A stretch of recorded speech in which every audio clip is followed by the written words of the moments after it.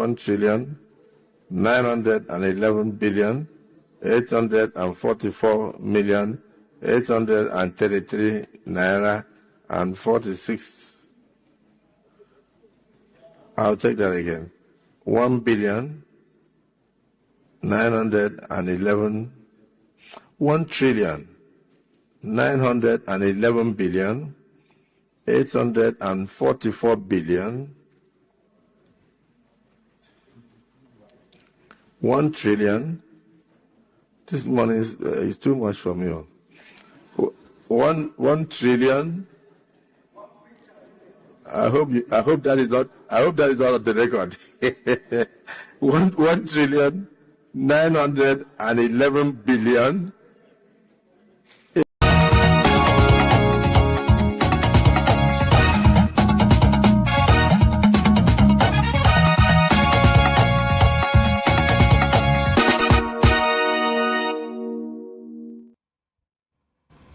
Hello, it's good to be here this fateful morning of the 27th.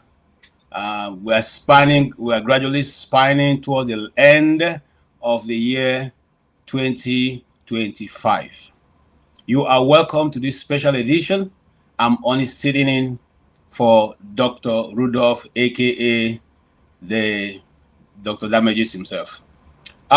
Yes. So today we're going to go into different space, to different discussion. You know, it's like what we have termed as a retrospect, whatever. Okay. Can I have some water, please? All right. So we are going to look at all the events that have passed in the last 12 months. What has happened around the world? It's a free, what we call a free kind of you are open to discuss whatever issue that is most prominent in your mind, what has happened, what is about to happen, or what you think is going to happen. You can even project what you think will be happening in 2026. But so we'll try as much as possible to contain every idea and every discussion that people will be bringing in today. Be reminded also that your ideas are very, very important to us. We do not think that you don't have the right to express your views or give out your ideas. And so welcome all shades of gray here in this program. We allow everyone to express himself as long as you do that respectfully and it's something that you know is truthful. We don't paddle in rumors. We are not here also to castigate anyone. We are here to just exchange ideas. So just in case you are one of those sitting in for the government, please know that we are here to give our own idea. And because we know that the purpose of which governments are formed, if we take the definition of democracy, is a government of the people, by the people, and for the people. And therefore, if you are in a government and you don't want to hear the views of your citizens, then it means that you are not there for the right reasons. And so, as journalists, without borders, as we would like to refer to this place, we will give the people in the street the opportunity to be able to express themselves in the best way they can. And that's what we're going to do today. Right, let's begin. And I'd like to start this way. Finally, the white elephant in the room has been addressed, and many are not happy about it. Yeah, it was first, talked about. He first proposed. He first said, "Look, you guys should handle your end." As the Americans would say, I don't want to use that word. You should handle your end, or someone else will handle it for you. And we thought that was a joke. And instead of our dear country to go into the mode of accepting what is real, they decided to set up a panel of ushers, as Dr. Ruben would say. Okay, choir. The choir went about singing around the world of the reason why we should not bother ourselves, because the people being pied around are not only Christians, but also Muslims, who I don't know how we think. So it means that the government of our nation no longer considers life as sacrosanct, irrespective of who it belongs to. So if it's not only Christians, therefore the carnage can continue. What a thought, or what a way to reason. So consequently, they set up these, forces of, lying and propagandists around the world to go around and launder the image and tell the people why they think this is not true. Of course, before any of these nations will have taken a stand, they will have seen much more than enough evidence. And so based on the evidence, they continued to, plan on how to deal with this evil that all of a sudden has cropped up in the nation of Nigeria for the past 15 years. But consequently, what happened was inevitable. Okay? And to say the least, that none of those propaganda worked anywhere. Not in the US, not in the UK, not in Israel, not in Germany. Nowhere was that, that story successful. But the Nigerian media, led by their government spokesmen, continue to mouth that and twist the information that they're getting to suit their public. And I want to say this. I'm not saying that it's wrong to try to reduce or try to flip a story to suit your audience, because not every word around spoken in English means the same thing all over, especially in America. Those people who live in America know that there are certain words you can say in Nigeria and get away with it. If you say it to someone in America, you probably get a very dirty slap. So these are things that we recognize in the media that will always have to be done. You turn the story and use the language your people most understand. But to spin a whole story to say that the government of America is working in collaboration with you and they're going to give you, and you haven't given them instruction what to do. Did you not witness here that certain time that the Americans were working with the Nigerian military and have taken a certain action for where they were going to go and strike and collect the Chibok girls, and they're going to use the gas so that by the time everyone is knocked out, they go there and pick up the girls. But the next day, they could see on the satellite that these guys are all having marks. So are you thinking that these people are thinking like us? The truth of the matter is, I think Nigerians, we joke with a lot of things, and nothing seems to be serious any longer. As long as the government know they have control of the media, they can, prop their people to say whatever they want to say. But that era is gone. I say it again. That era of one monopoly of mono speaker, okay, I don't want to go there. Those time where it's only this is good evening. Yeah, working network news, NTA network news. 30 million Nigerians cannot be wrong. 30 million Nigerians view NTA. So therefore, 30 million Nigerians cannot be wrong. 30 million Nigerians can be wrong. Read my lips. And you guys were spinning all kinds of lies. Okay? So those era is gone. Wake up. Smell the coffee. We saw it coming. We refuse to make amends. We refuse to report that which is right. Now, it only takes a small boy in a village with a cell phone to give us what is happening, accurate information. And that information will go viral. It only takes a comedian in America to say there is Christian genocide, even though he's not a Christian, but he saw what was going on. And today, that elephant in the room, we could not address. That elephant in the room, the Nigerian media could not talk about. That elephant in the room that have kept every North person sitting in limbo, not knowing how to even speak about it, had been addressed by the most powerful man on earth. You like it, you don't like it, that is the truth. And that is just a warning. We have to get up and put our ass together. Sovereignty or no sovereignty. Sovereignty does not mean that because you have sovereignty, therefore the life of people become useless under your sovereignty.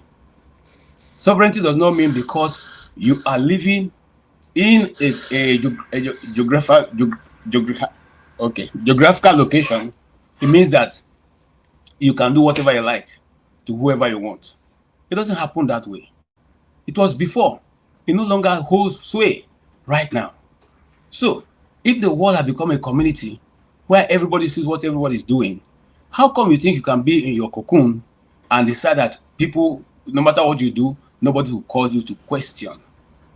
And what I ask people, those who are not in support of it, what do you think the people of Benin will be thinking if the action that Nigeria want to take against Nigeria was successful? What do you think they'll be thinking about you? Today, the Benin-Ruans are not in, the Nigerians all around the world are being talked about and hated. Many videos out there saying that Nigeria is now the ones preventing Africa from rising. Is that what you want for yourself? The French have been in Africa for only God knows how long. None of those countries have developed beyond any stripe that anybody can celebrate. And people are saying we are tired of the French, and you want to keep the French in Africa? If the people are tired of it, don't they have a right to chart their own course? So you see that whether you look at it or not, in whichever way you look at it, the situation still remains. Like the motto that is sitting on in the badge of Nigerian University of Nigeria. That which we have promised ourselves long time ago, to restore the dignity of the black man, has not been achieved. And I don't see Nigeria walking towards that direction now. Rather, we are trying to make sure the colonial government that kept us from being developed still hang around. And now they are developing new ways of trying to recolonize what was colonized. We have to wake up. Now, for those who say, it is not right. Yes, it's not right. Why should another country invade our space and we should celebrate it? Why should it be America? Why should they be concerned about our political government? Are we concerned about their own? That's a question for another day.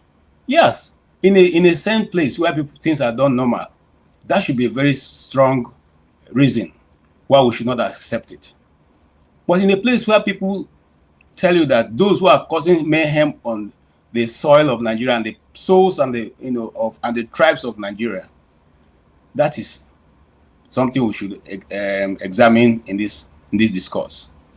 And for those who think that when we talk about this, because one of the things we're talking about that has kept Nigeria from developing is the different sets of law in the constitution. You have a Sharia constitution, a Sharia in the constitution, and who does not agree with the original law of the land. The question be, how do we operate two systems in one country, two sets of law? This is a question that nobody has been able to address. We can't even talk about it because when you talk about it, you are now an endangered journalist who should be taken out because you are trying to expose the people's eyes to see what they've not been seeing. The question be, is there anywhere in the constitution where it's written with the people? If it's written with the people, did it number the people that are in Nigeria by tribe, by tongue? No, I've not seen it where it took interest to call the different tribes by name so we know the people. There's a lot to discuss. There's a lot to discuss today. So get ready. It's going to be a bumpy ride. Come respectfully. We'll take all shades of views for today. Remember, it's in retrospect of in the past and now, of course, what is happening on ground. I want to say, for my own end, I thank the American government because Nigeria needed a shake-up. I can tell you that much. The first time we reported about the genocide going on was in 2002. I did a report on that Dogona hour where 501 persons were sent to go and meet their Heavenly Father. At that time, we were all seen as evil people who are reporting what is not true. But thank God, years later, many years today, that same report is standing and is what is being viewed now by the world So if you think, and these reports are just the ones who could get our hands on, it wasn't just what was, there were so many others. Nobody could go into those places to report. So I don't know how long, but we need to get our acts together and move on. Having said that, I want to welcome you. Get ready. Let's go.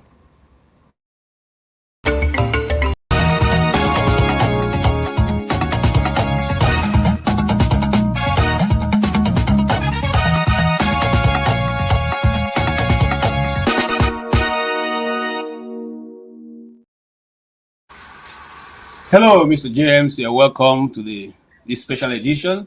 It's good to see you, Gambia. Thank you. Yes, sir. Good evening from this end. Yes, sir. It's 5:18 p.m. Wow. Okay. Yeah, you have heard my introduction, sir. What says thou? No, I didn't listen to everything, but however, I'm aware you are commenting on what have the shake-up in Nigeria. Yes, sir. Good. I welcome it with some with a mild reservation. I welcome it, but with mild reservation. Okay. The Benin people have been saying that let me explain it this way, because I find it difficult interpreting the proverbs. When there's too much death in a pot of soup, the blind man will see it. Does it make sense? Mm-hmm. Yes, that is what is happening in Nigeria. Since 1980, during Shagari's time, when the Maitasine people struck in Kano, and over almost 5,000 people were killed with no prosecution, this problem has been lingering since 1980. Not the Second Republic. I mean, not this very republic, since 1980. Maitasine uprising. I think about 100 policemen were killed and 4,000, about 4,000 to 5,000 people were killed. Now, the problem, the crux of the matter, let me go straight to the point, is the Fulanis in the country. That is the crux of the matter we'll be battling with. Since the Sokoto Jihad of 1804 till now, we've never lived in peace in the country. And the intervention of Trump, in my opinion, is welcomed if it will stop the killings, particularly in the Middle Belt. If that is the price we have to pay by mortgaging our sovereignty, I think it's worth it. I have no objection at all. But however, I have a mild reservation because this man, Jeffrey Chaucer, maybe you know him, the author of Canterbury Tales, who said, if gold rust, what will iron do? If gold rust, what will iron do? If Nigeria as a country, with a position in Africa, can be attacked by the United States, what will other countries like Lesotho, Swaziland, Mozambique, and others do when they are being attacked? Because Nigeria can be attacked in such a careless way and nothing happens. You know, in Zulu language, there's what they call Siyafa. Siyafa means in Zulu, we are finished. Africa is finished because of what happened in Nigeria. And who caused it is the Fulani in Nigeria. So for the time being, this is all I've got to say. Okay, thank you so much. Welcome, Obi. Yeah, my brother. Good to see you. Yeah, did you hear my introductions? Yeah, well, I didn't hear it anyways, but I think it's all about the present happenings. And I didn't get it. I just logged on. I think it's about the happenings. Okay, go ahead, sir. Your initial comment. And is there any story that you want to for us to look at, whether in Retrospect? Oh, come on, what's happening? Okay, or Retrospect. Retrospect. It's like it's echoing. Are you okay now? Yes. Okay. But well, I think what the parable was trying to make. I think what he meant was that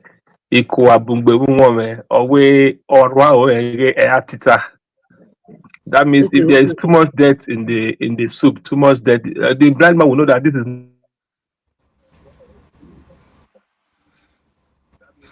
Okay, you are seasoned. Can you hear us?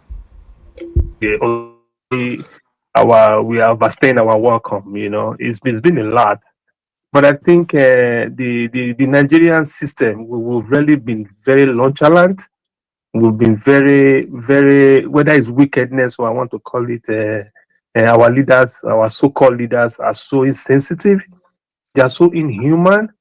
They are so, the whole world just see us as a different species of human beings. And we keep proving them right every day as we manifest. Exactly the fallout of what we are seeing today. And it's that so sad that at the present day, some people will be saying that it took America 300 years to get it right. In 300 years ago, was there internet? Was there information like this? Was the life like this? Huh? People will be complaining that it took them so many decades before they get to where they are. Not it should take us this year. A man that is 65 years old, that you are telling me that he cannot have a state police, he is not matured enough to have a.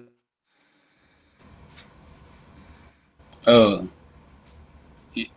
OBE, your network, what's happening to you today? To secure his house.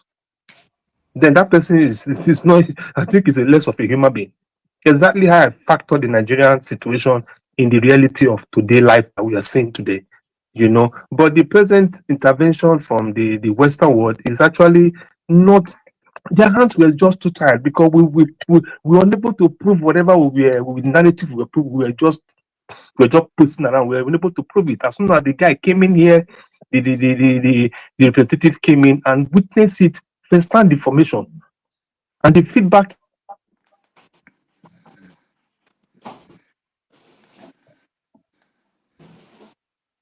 Shigumi or whatever his name is. If it was an Igbo man that is saying those things that guy is saying, are you sure he will still be in his house?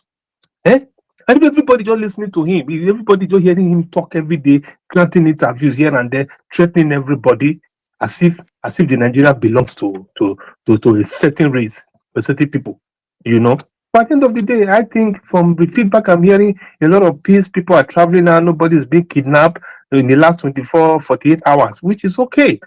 I think there should be more bombings if that will remove the situation and make us calm down. Instead of Jagaban to face governors, he was busy doing potting, busy doing bullying every state governor to become APC. They were busy playing politics instead of the time to work. Now it's late now. He cannot even boldly make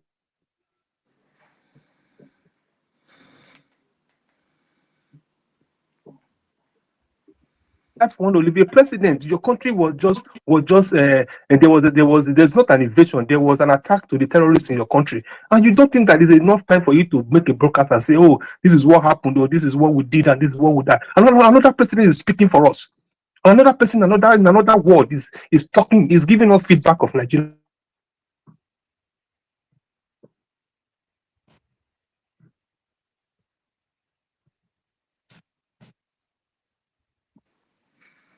I think Obe's reception is very poor.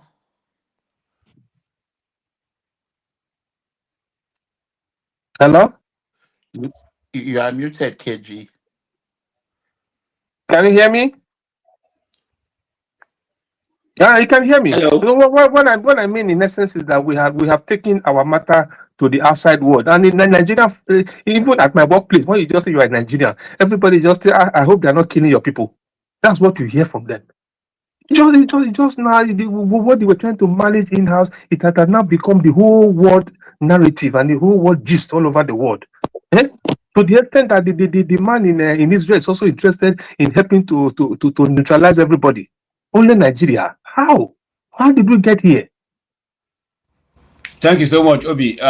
Let's move on, and then I want to start. Pick up the next. How did we get here? We got here because maybe. Well, let me leave that. Maybe the next person will tell us how we got here. Yeah, Niger in Valhalla. Yeah, can we hear your opinion, sir? What's your most striking? And then, of course, if you want, you can make comment on the bombing that happened. Good evening from here. I hope you're all doing well. I hope you're enjoying your holidays. Christmas, a new year is coming very soon and all that. Well, if there is such a thing as happy sadness, soliloquy, what they say in literature, maybe this is the moment. For me, that is from Borno. I'm kind of a selfish person, in the sense that I had thought that if the United States were to strike, like, this is where the IS is, this is where ISWAP is, at the Lake Chad shore, and we have the Boko Haram, who have carried out the most attacks. I was surprised that they actually went and bombed some well. Relatively a place that had relative. I think most of this is for show. I think Trump is doing this for show, but he may prove me wrong. And for me to be content with this is for me to see Sambisa, carpet bombed to the point that there will be no one posing a threat for us there. The Mandara Mountains too, but for some reason, for some odd reason, I don't know why they didn't give that a priority. Well, probably they know what they're doing. Maybe they'll come here next. And I hope the the government is directing them well. I will not pretend that I like the fact that our borders were breached and things like that. Our airspace was breached by a superpower. But I think the only thing that calmed me was the fact that it was not a unilateral action. At least the government was had to consent and even agreed. Whether if it's for the optics, Trump is for the optics job. We know the guy now optics. But even the Tinubu self is for the optics. Said he consented and all that. Well, I hope something good comes out of it. I don't want them to go and do things that will give Boko Haramist or Iswapist, a lot the things that they will use for propaganda and recruit more people and all that. And you never know with the West, their hands are always so dirty. They may be here flying out, giving posting on Truth Social, and they may be behind the door, weaponizing and arming the same people. There are a lot of interest in Nigeria, and a lot of things may have been happening behind the scenes. But as far as what concerns me and what concerns my people, I think the priority should have been Borno, not Sokoto. And if this continues, we will see. But I just get the sense that something is amiss. Has anybody have had the post impact analysis assessment? Who was killed? How many were they? Of what importance were they? What were they planning to do? We need to get this information. What is our government doing? If the government did not even go ahead, to announce it to Nigerians first, at least they should have by now tell us something, give us something, let us know what is happening. But up till now, I don't know, maybe because you guys are abroad, maybe you have access to Trump more than us. Maybe you can tell us. But as for now, this is what I would say. I like your take, and even me when it first happened, I wondered why Sokoto. But eventually we all, like you said, we have more information here than you guys have there. And I tried to, and I've asked Sho, if Sho can hear me, please load up the video I sent to you. I wanted to play the video because see, these Americans are a bit, they don't, those bombs is more than $50,000. $50 million. So you think they just throw it away for nothing? So we have a video that shows exactly, they took videos of the places they bombed and the people that were there and all that. It's in the internet. My system, I don't know what my son did, is not downloading from my cell phone any longer. If I download, it doesn't show, the video, but you can see it downloaded. That's why I'm not having that video up. But now, again, this is the reason, because we all yesterday tried to discuss to find out why. And this is the reason. Those guys they strike in Borno quite all right, but their location is in Sokoto State. Remember, Nigeria have not mentioned that there's an ISIS in Sokoto or in Nigeria itself. But their camp, where they are camped, because a well-developed place where they are camping and where they strike is in Sokoto. So, having, moved around, they have a place where they get logistics, where they get briefing, where they get direction, and that is where America is dealing with. These guys are not stupid. Okay, so for me, if you ask me, but I'm not here to give my opinion, but I'm simply saying that those information are asking and Nigerians are asking, because I've heard that some Nigerian media are saying we have not seen any picture, we have not seen all this. No, the pictures are out there. They released it, the classified pictures. It may not be all. They just want. If it is classified, then how did you see it? I said declassified. Declassified. Okay, yeah. If it is the declassified one, we saw, okay, the one that you saw infrared, Tomahawk missiles striking a compound. Is that what you're talking about? Is it not the thing you want to see? No, want to hear names, want to hear, number of casualties. Is it Bellotucci? Is he a financier? What damage has this done? Okay, let me just say this, Mr. KJ, maybe you did not understand where I'm coming from. Okay. We are at an information age where information travels very fast. Like, you may hear it faster than me, I may hear it fast. It doesn't matter where you are in the world, anybody can get the information before you get it. What matters is how and why and when. And if you people are taking seriously enough, to be even briefed, because if our government actually respected us as citizens, we deserve to be briefed. United States actually brief their citizens when they do major operation. States, they're like, Tinubu did something today, and during his what's the meeting that they do in the villa. But the talk was like directed to his ministers and officials rather than talking to like Nigerians. You get what I mean? If you are president for the first time, that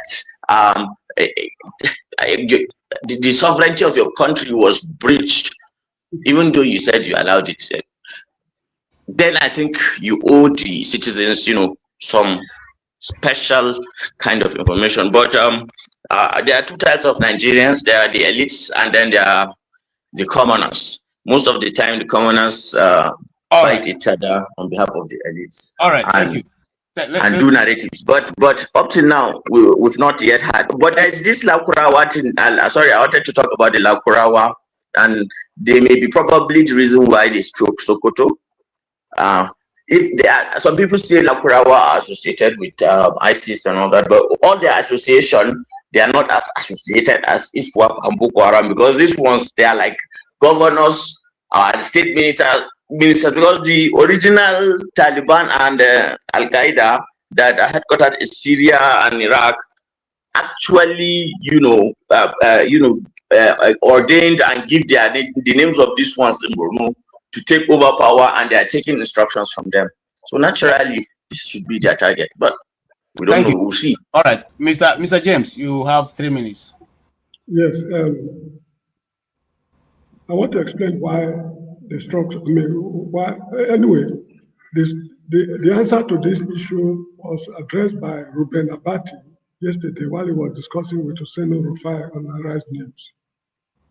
Let me explain it this way, not in his words. If, let's say, Al-Qaeda is in Somalia, Mogadishu in Somalia, that is their operational base where they strategize and do everything. They can be carried out the operation, they can be strategizing there, and the field work will be done in Borno State.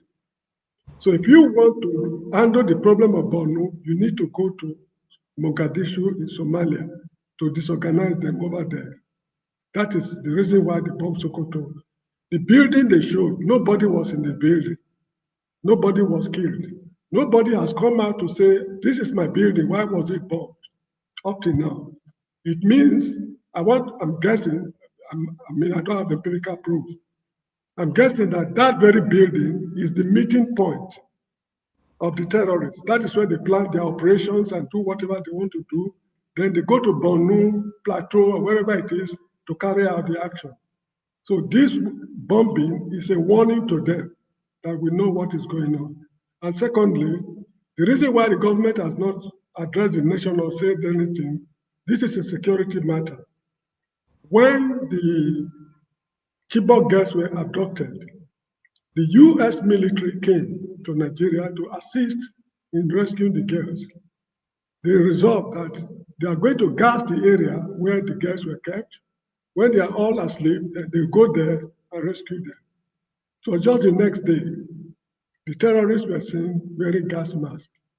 It means that the military has been infiltrated. So whatever action the United States government want to take, as far as this matter is concerned, on no account should it be revealed to anybody. If they are operating in Sembisa Forest or Plateau or Kogi or whatever it is, that is left for them because they cannot risk their resources, their time and their lives just to give the information to Nigerian military that has been infiltrated by Boko Haram insurgents. Whenever these boys are caught, instead of taking them to court and send them to prison, you go up there into the military. So the Nigerian military is compromised. This is why Bola Tinubu is keeping quiet over the matter.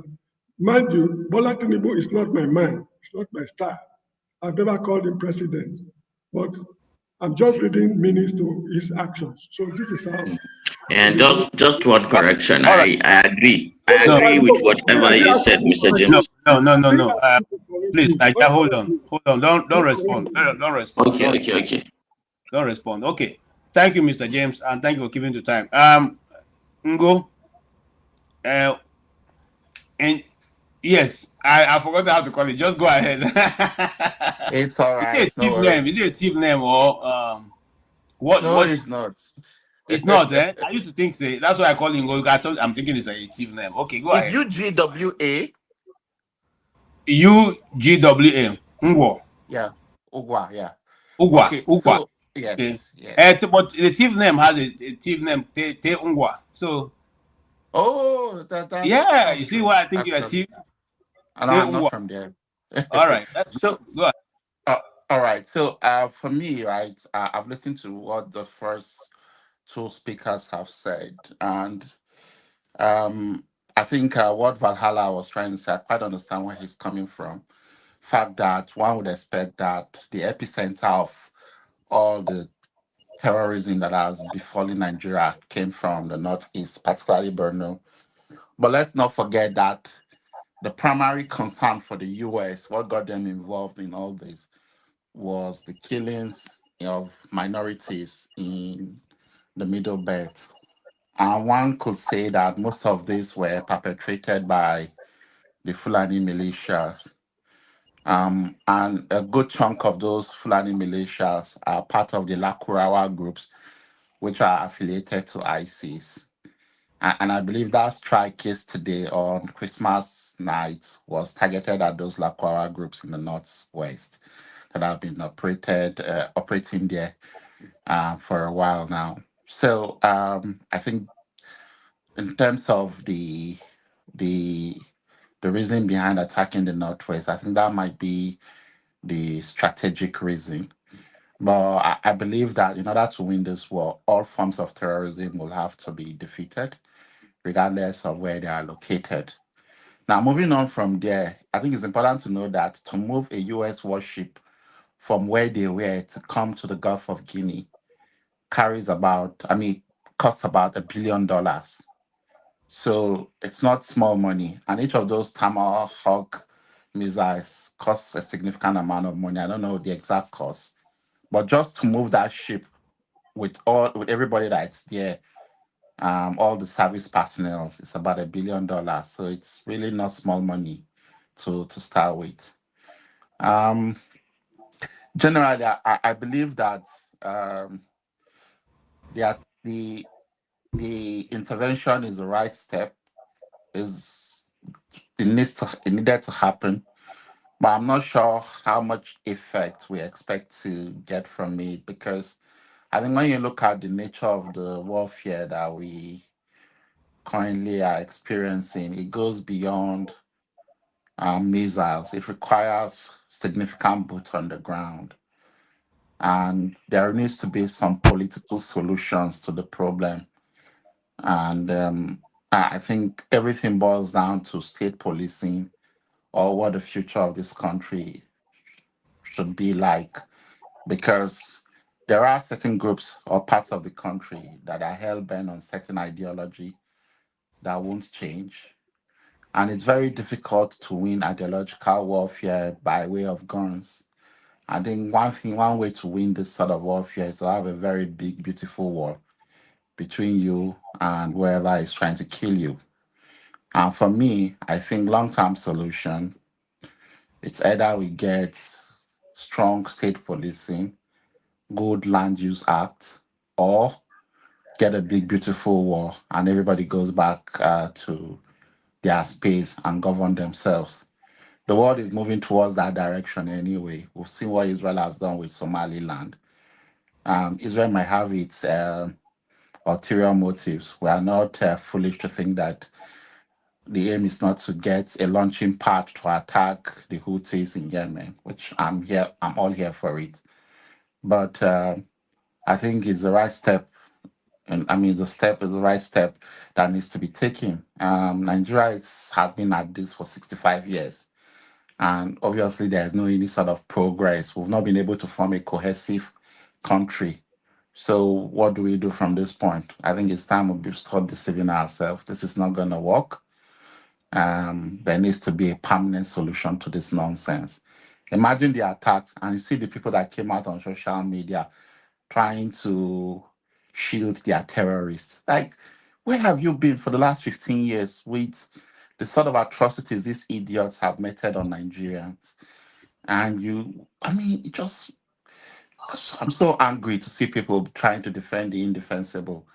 And the last thing I would like to say before I hand over the mic is all these left-wing Democrats, yeah, that are across the Western world, that are being stupid and can't see the threat from these terrorists.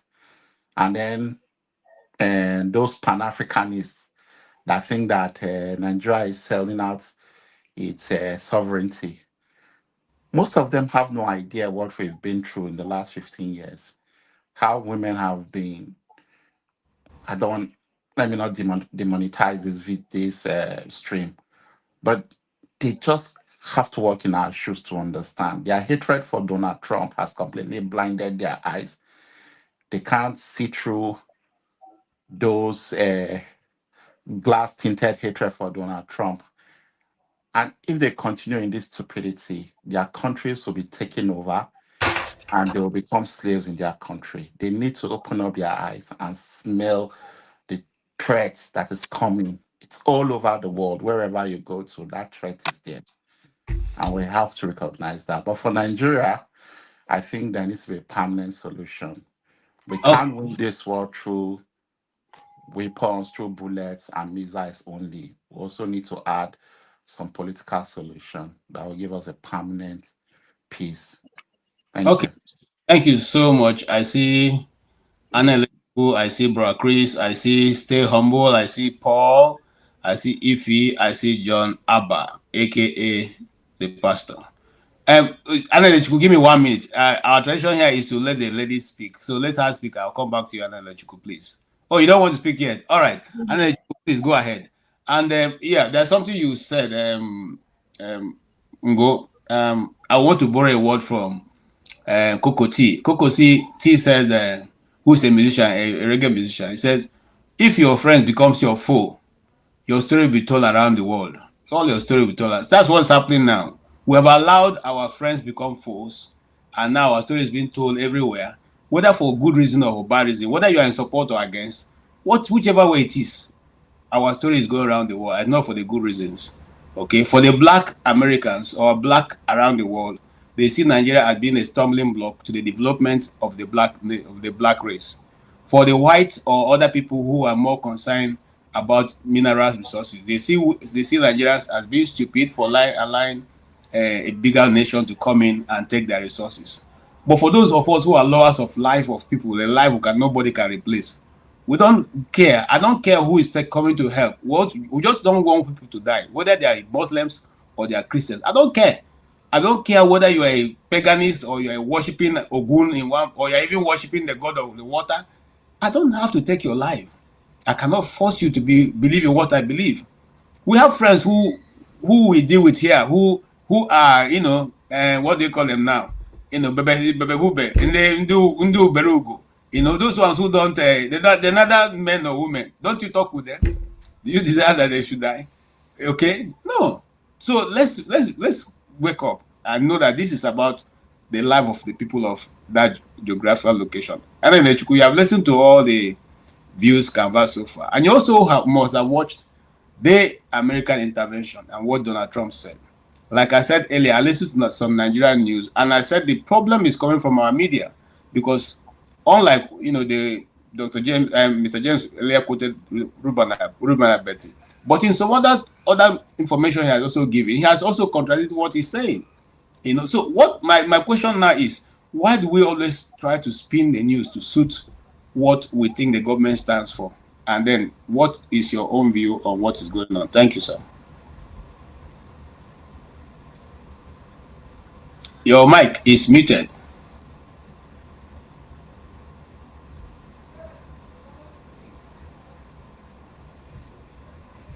Does Mr. James know you're talking to him? No, not Mr. James. Anna Electrical. Yeah. Okay. Good morning, everybody. Good morning, sir. Merry Christmas in arrears and Happy New Year in advance. Okay, your volume is a bit low. Okay, can you hear me all? Yes. Okay, all right. The events that has happened in a couple of days, especially the Christmas gift President Trump gave us, is a very welcome one, and actually long overdue. If in actual fact that we refuse to do deliberately, so refuse to do what we supposed to have done 10 years ago, 12 years ago, 13 years ago, 8 years ago, 2 years ago. Especially, let's come down to Tinubu, who came back in 2 years ago and said he would do A, B, C, D, E, F, G, H. A, he hasn't done. B, he hasn't done. So it is a good thing that has happened, in the sense that if your house is on fire, do you care where fire service comes from? Nobody care. Nobody should care where fire service will come from to quench the inferno that is burning down your house. The important thing is to save your house. That's what is important. It doesn't matter whether somebody is not wearing clothes or half dressed or whatever. The important thing is to save that life and then cover the person up. So the event that happened is a welcome one. And I think every Nigerian should look at it from this perspective, that anyone who says what happened shouldn't have happened, the question is, what has Nigerian government had done over the period? Now, regarding the narratives that are being bandied around, it boils down to one, dishonesty, and the people being unpatriotic. Because if you're comfortable that somebody, a criminal, comes in and kill your citizens, give you bad names globally, and somebody has come to take him out or has come to warn you, because to me, this is a warning shot that was just taken. The main event is coming if things remain the way they are. And if I have my way, I will join the force to come get that done, because this can't continue. You know, now we're talking about sovereignty, but criminals have bastardized our sovereignty for the longest time, and we have done nothing about that. We're just having playing lip service, here and there, and not doing anything practical, serious to get this thing, stopped. So time to act is now, and I believe that this is a right step in the right direction. It's a warning shot as far as I'm concerned, because this is really not the Armada. The Armada will come, when they don't stop.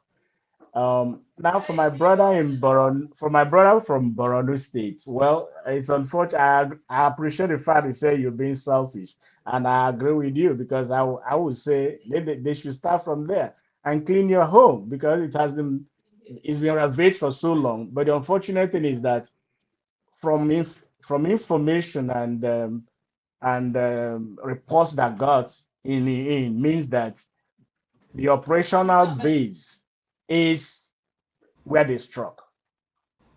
So if they have to exterminate the head where the source is, it means that you're going to have relative peace in Borno. And hey, remember, Shetima is from Borno. Daniel Buala is from Borno.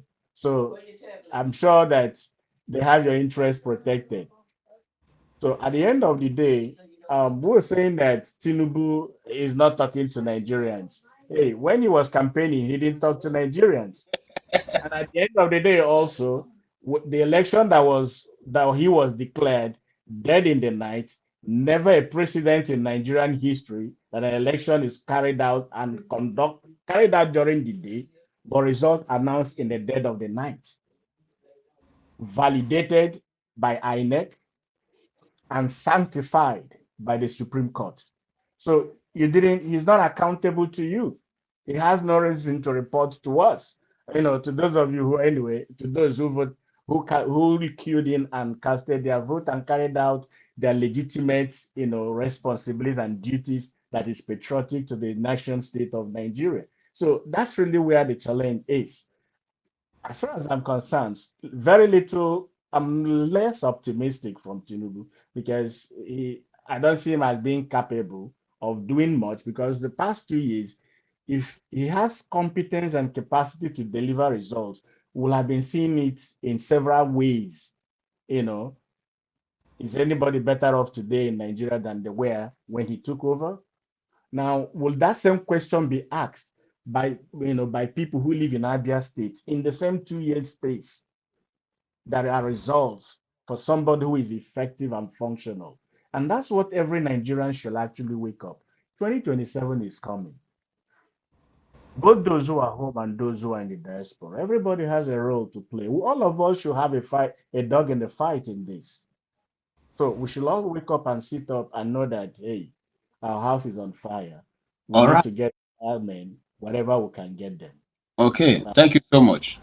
Thank you. I really appreciate the way you broke it down so that even anybody who really cares to know can be able to, chew that information without having too many questions.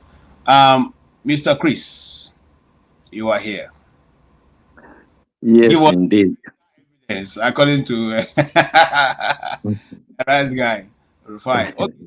What's your own take? And I like the way,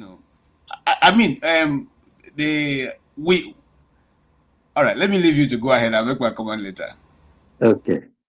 I have 3 things to report. The first one is Mazi Nnamdi Kanu had a sumptuous meal with the prisoners in Sokoto. So he fed all the prisoners. It seems to me that the Sokoto's economy is improving due to pilgrimage. Nnamdi Kanu is the light that shines so that the world can see.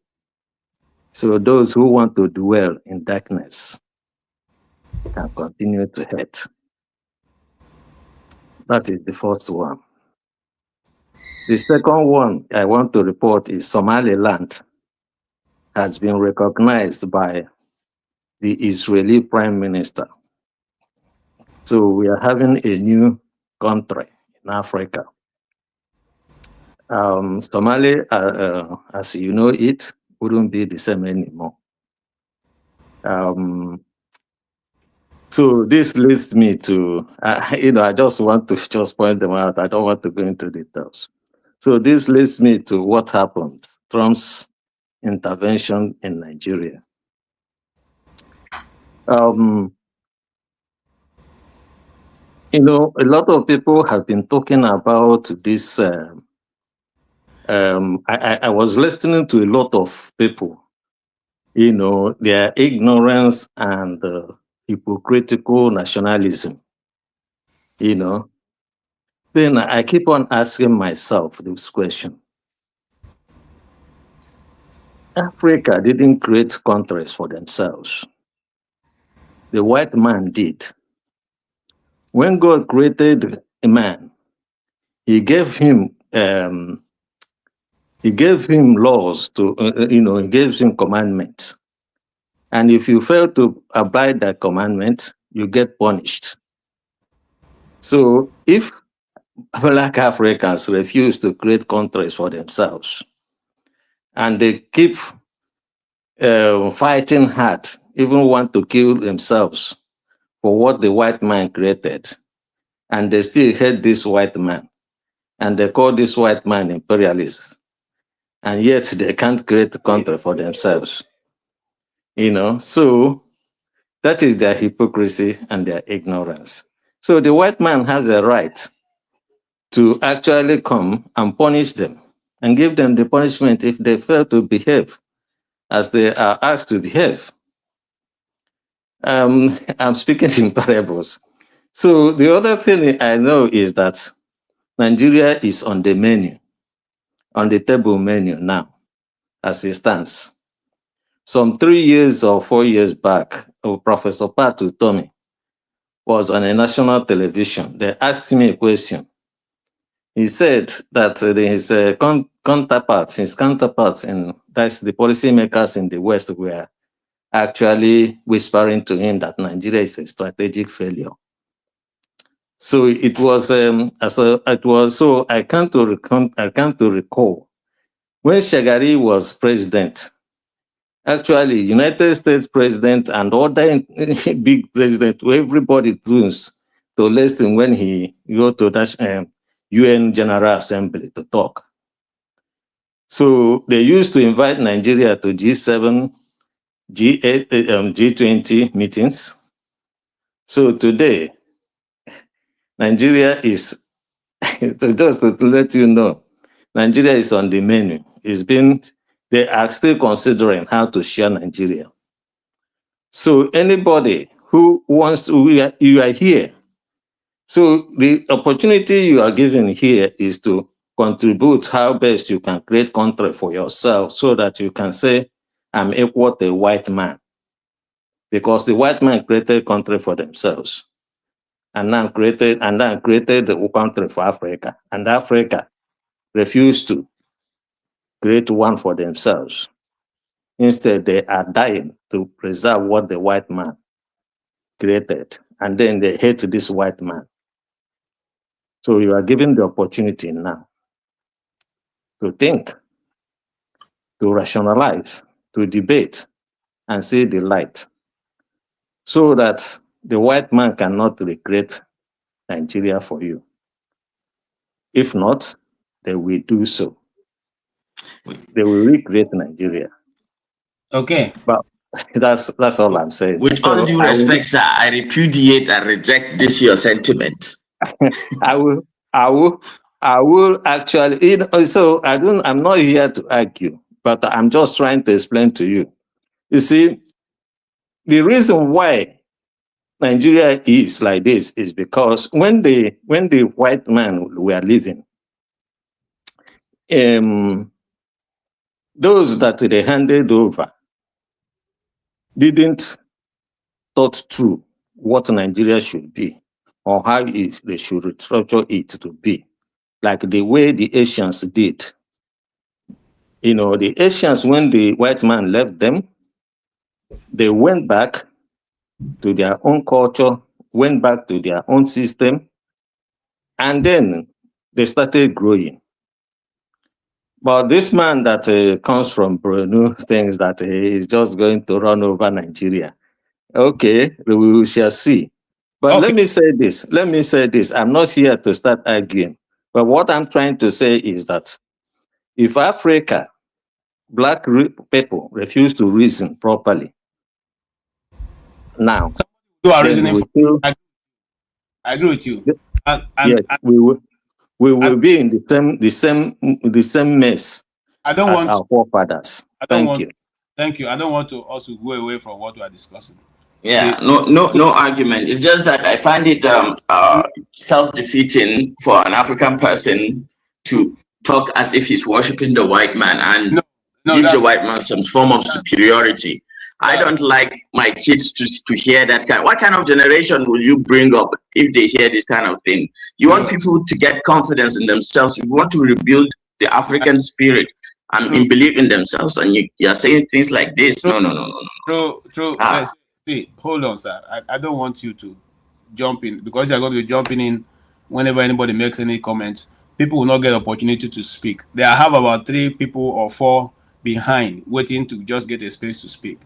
So when somebody makes a statement, you have to jump in. We're not going to be able to get, achieve our goal, because it now become back and forth and back and forth. But even I'll be watching at the background, please. Thank you. All right, thank you. Joe, I just bring back Anna Nechukwu, who I took out just to, who went out, and CM came in. I want to go and pray, but I'll come back myself. So I'll just leave it on record so that I'll go through some things. If there's anything I need to talk about, I'll talk about it. Okay, well, we have to bring you back. Thank you so much. And yeah, so I'm going to just say this, like what Chris was saying. The truth is, if you do not design your own destiny, somebody will take you to where we don't want to go to. We are the Africans we are the original indigenous people of those land. And what he was saying is, have we ever considered giving ourselves a new borderline, a new way of understanding how to go about our own destiny, instead of allowing someone somewhere to design for us what we should be believing? And if we have refused to do that ourselves, and we are now fighting to keep what they've given us, then what is wrong with them coming back to help us to keep it? Because that's what we are doing here. Okay? Nobody, you see, the problem with Nigeria is much, but maybe one day we'll make that as a topic so we all discuss it. If you have a constitution where your people cannot even mention to discuss it, a constitution that says we the people, okay, who are the people of Nigeria? I think that any book writer, any person who was writing will say, we the people of Nigeria, comprising of Sokoto will have this tribe, that tribe, this tribe, this tribe, this tribe, all, okay, not even called states, but these are the people of Nigeria. You call them by name. So anybody who picks up the Constitution of Nigeria know the people of Nigeria who have accepted in that, to be part of the union, and who these laws are binding. But now it says we the people of Nigeria, and he went ahead to discuss whatever he wants to discuss, and that is it. And nobody can talk about it.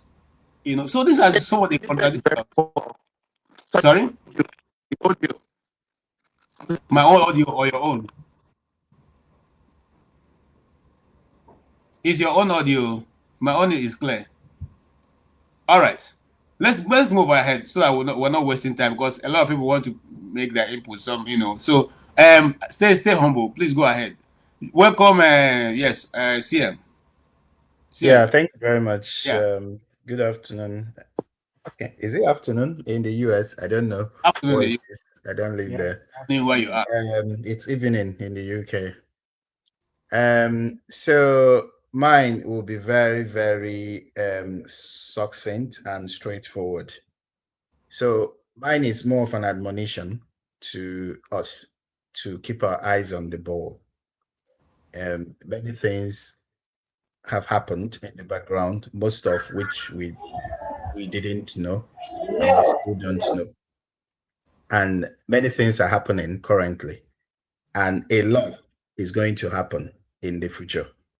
It's just to keep our eyes on the ball and focus on the main issues and avoid distractions, because there are people who have been commissioned already to disseminate false and misleading information. Some of them are the so-called Ecuadorians. Some of them are the terrorists themselves. And then some of them are the so-called left-wing people in the so-called Democratic Party of the US. And their mission is to distract and to discourage as well. So when we see these things happening, let us focus on the information coming from source, information coming from the United States themselves, information coming from Donald Trump, and information coming from the people who he has commissioned, and people like Riley Moore and the other chairman of, I think, the budget committee or something. So those are people that we should take their information as basement, because remember that just a few days ago, there was a publication by the so-called This Day newspaper, these mainstream media people who are in the pocket of the government, saying that the US have ruled out a strike or something. So that was not just a publication, that was propaganda, state-sanctioned propaganda, to mislead people. And I think somebody made a very beautiful video about it. One Paul Owadima or something. You can go and watch it. He made that video just 2 or 3 days before the US struck, saying that, look, this information coming from this day is not correct. And he just opened the eyes of people, just things that we even read, but we just ignore. Because one of the things that we fail to do, maybe we don't have that inherent quality to connect the dots. So one of the problems of the average Nigerian is that they are not able to synthesize their own thoughts. So they rely on what someone has thought out for them, and they just feed on crumbs, information crumbs. There is this anti-intellectualism, this campaign. When they see someone that is, striving for mastery, knowledge, hey, this person, no, too much book, too much knowledge. No, just summarize this information for me. I can't read all these volumes. So that's one of our problems, really. But away from that, we should be able to connect the dots when things are happening, relate information or events to things that have happened in the past. That will help us a lot. And you see, part of that information war is people trying to count the cost. Say, oh, US, one missile is $2 million. This is how much they've spent. They are going to give you the bill. You've gone to McDonald's to eat now. Very soon they will serve you the bill, and then you will pay. Better tell the US not to come, because you're going to pay with your oil, as if the oil has ever belonged to you. The oil has never been your possession. 80% of the oil blocks belong to the murderous terrorist sponsors, whoever they are. You don't have a stake. And even the remainder of the oil or wherever, Buhari and his gang used them as collateral for the loans that they acquired, and they shared to their friends and relatives. So now, going to my second point, this whole terrorism is not just, it's not a local issue. It's a global issue. And if you have been following closely the politics of these major developed countries, especially the United Kingdom, there is a right-wing sentiment rising in the United Kingdom as we speak. And it is very, very fierce. And it's, like wildfire. And this global terrorism is one of the things that ignited, inspired, and is fueling that sentiment, that narrative. So there is a campaign, global campaign, to make Sharia the law in so many countries, including the United Kingdom, and they are fighting vehemently against it. So do not think and do not be deceived into thinking that this is just a local Nigerian issue. There was a day when we were here and Dr. Damages asked a question that nobody was able to give a good answer. To say, where do you see Nigeria in the next 50 years? Just visualize Nigeria. And everybody was taken by surprise. What is my answer? Very simple. If nothing is done, Nigeria will be like Turkey, Afghanistan, totally Islamic. Islam will be it will be a taboo to practice Christianity. That is Nigeria in the next 50 years, if nothing is done. So let us take that. And if the United States fail in this, which I do not hope, then these people will come after you with double or triple the anointing, and they will finish everybody. So do not ever pray that the United States will fail. That should be a never event.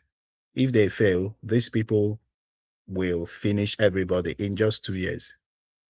And if America did not intervene in this, these people were going to clear the middle belt before 2028. That's the agenda.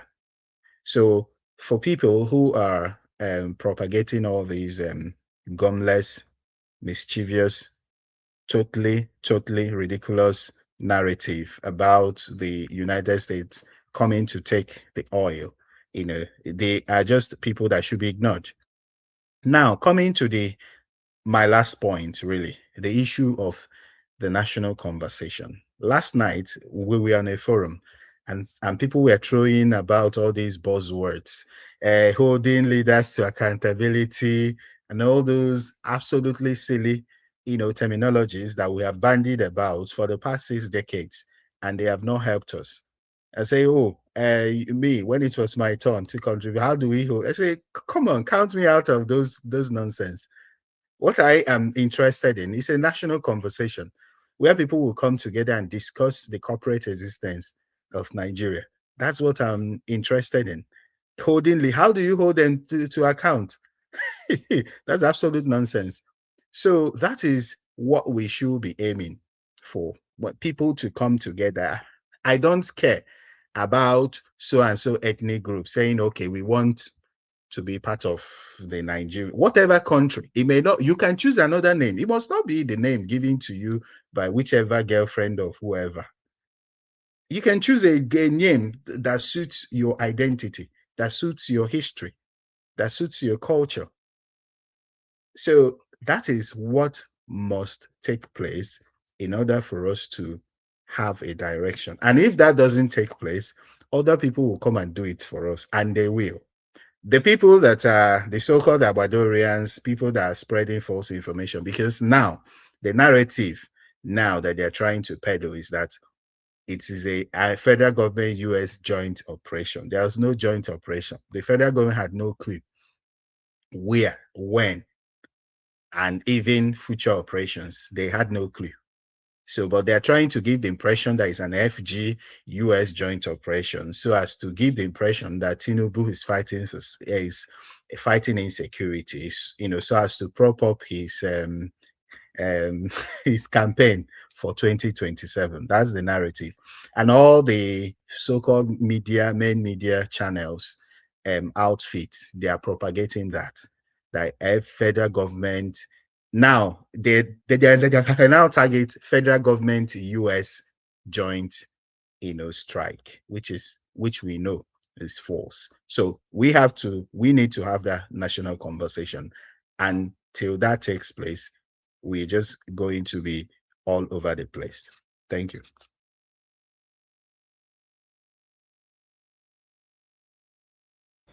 Thank you so much. Yeah, thank you so much. I think that's also self-explanatory. I don't have to go into it. I have a lot of people calling me. That's why I'm responding. People want to get into this show. They want to make their contributions and all that. Well, can only accommodate 10 people at a time, and there's not much you can do. So if you want to get in and you're not getting in, just give give us a while and then try again. We don't stop anybody, whether your views are against what you believe or not. We don't stop anybody from making your view. What we say is be respectful and let it be factual what you are saying. Let's not conjecture things here which are not true. That's all I'm saying. So please, if you are one of those who have my phone and they are calling, I beg, stop calling me, because I want to concentrate. Me too, have been educated by this very able panelists that are here. Yes, thank you so much. Mr. Paul, go ahead, sir. Yeah, thank you. First of all, I would say Merry Christmas to everybody. My concern is that we try to mix this thing up with trying to bring it from tribal issue to religious and every other thing. I don't think we are helping ourselves when we're doing that, because when we reduce ourselves to these things, we are not really helping ourselves. Nigeria is the highest Black populated people in the world, and one of the countries in the world that have what I would say 50% Christians and 50% Muslims, Islam, as the case may be. And for the most important part, if we want to base these things on percentage and the likes, I think we live together before issues like this keep coming up. This is a system with no good data. Then talking about the way some people will say, oh, Islam do this, Islam do that. I disagree. If we want to go back memory lane to history, I disagree. The highest Islam country in the world is Indonesia, 1.1 billion people in the world. Women drive car in Indonesia. Women live in Indonesia. If you want to put it from 1 to 5 to 6 and every other thing, women drive car in the UAE. Women drive cars in Qatar. These are all Muslim countries. Women drive cars. Muslim women drive cars in Nigeria.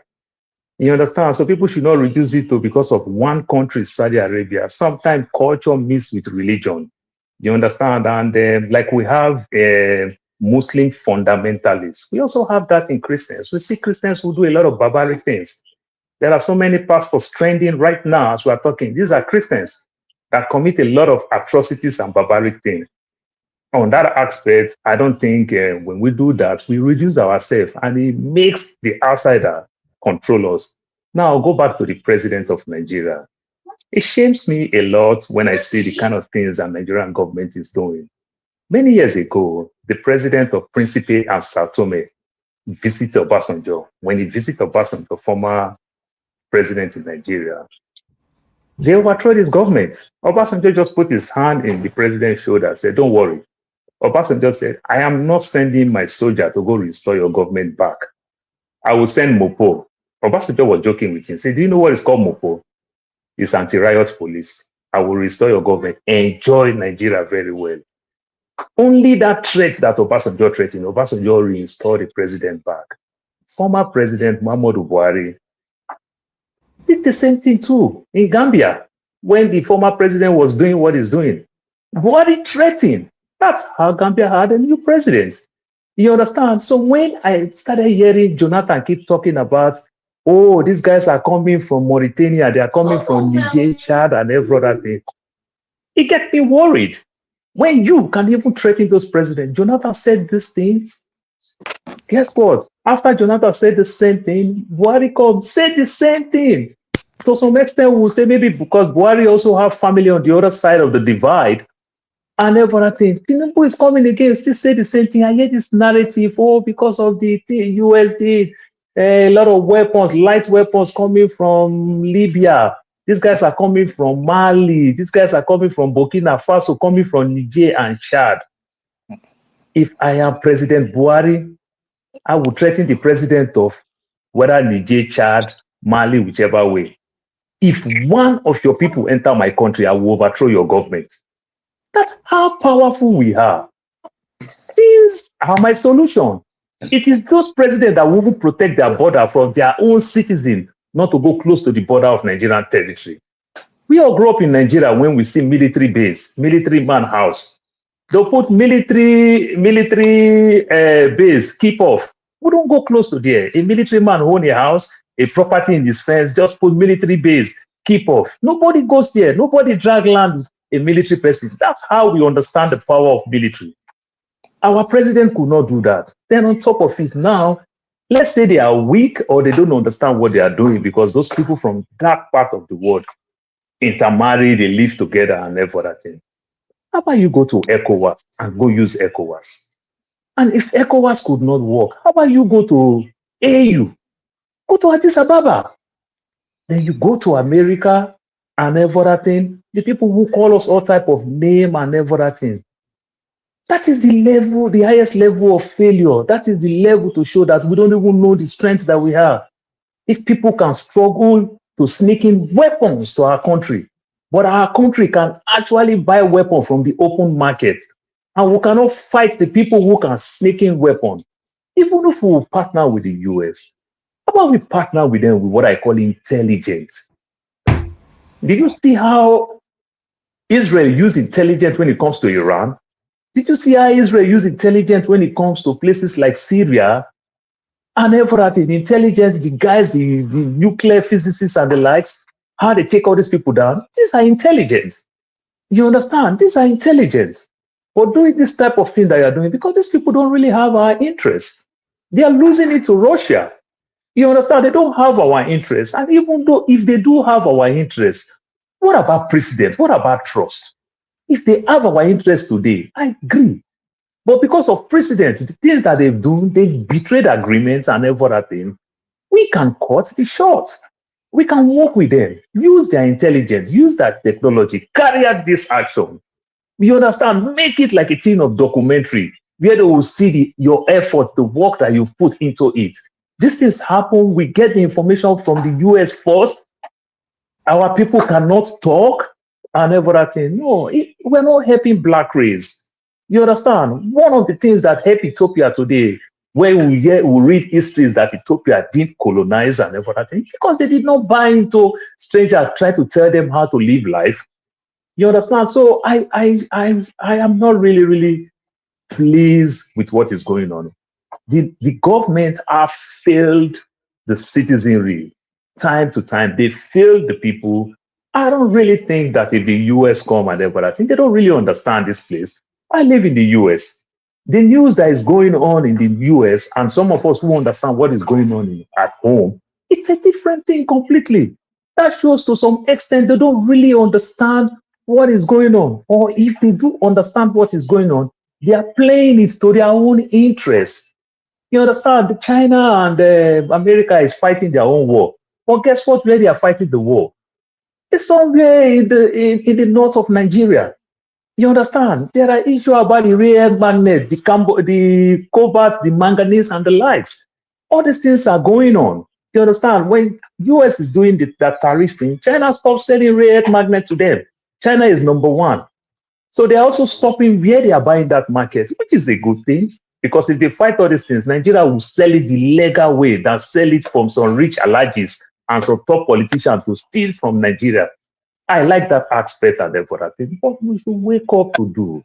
We're a great nation. We're rich people. We are vast when it comes to education and the likes. We cannot make ourselves so weak. Our military can contain whichever terrorist, whatever thing that is coming from outside the shores of Nigeria through the boundary. Threaten those countries. You understand? Something, let me land with this, please. I'm sorry. Something that the president of Mexico did that I like so much. You see what is going on with Venezuela. Trump rhetoric when it comes to Venezuela. When Trump tried to take this rhetoric to Mexico, the president of Mexico, Claudia Sheinbaum, she said something, said, Mr. President, this cartel, what makes them powerful is the weapon that is coming from the US that makes the cartel powerful. You understand? And the cartel used the weapon to also recruit people to do these drugs. When you stop the weapon, I can contain the cartel. So it's a win-win situation. When you stop the flying of these weapons and everything, we don't produce this weapon in Mexico. All the weapon that whenever they catch any cartel is coming from the US. So stop the weapon, I can contain the cartel. You understand? So when you attack that your drugs are killing people in the US, well, guess what? Your weapon is also killing people in Mexico. Also making kids in Mexico become slaves to the cartel. So there are ways you can negotiate. You know, we can fight this thing. But I don't think the way federal government is going, even saying that, oh, we partner with the US and you let the US be the first person to talk, and the US did not even make you carry out these things yourself and everything. I don't think it's good. Let's move. Good. We'll have a lot to cover. I just want to say this to you, Paul. Which will be better? For us to allow what is going on to go on, more people are lost because of the rare earth mineral resources, or do we save our people and then manage? And I like you, in fact, you answered the question, so let me even leave you alone and move on. Because you said something at the end. If you come to the table, you don't have anything to present to the other man, then you are ready for him to ride over you. But if he comes and you say, okay, I know you are more powerful than me, I'm ready to give you this, but this is what I also expect you to do, it becomes a more balanced argument.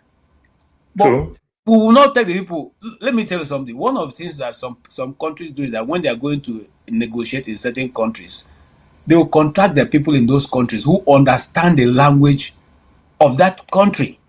You don't look English. I said here at the beginning of this program, what English means in America is totally different from what it means in Nigeria. True. If you I'll give you one simple example. If you say to a Nigerian, okay, you know what? When you want me to talk with you, flash me. Okay? The person is okay, but because flash is just simply mean just call me once, I will know that you are ready. But when you say to an American person, now please flash me when you get to what you understand what it means, right? You know what it means to flash somebody. So now, these are some of the terms that are different. So when you are going to a location, you are going to negotiate with US, England, Britain, Germany. You go there, recruit your own people who understand the language.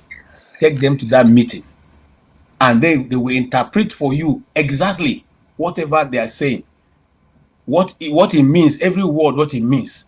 But you come with some charlatans from Nigeria.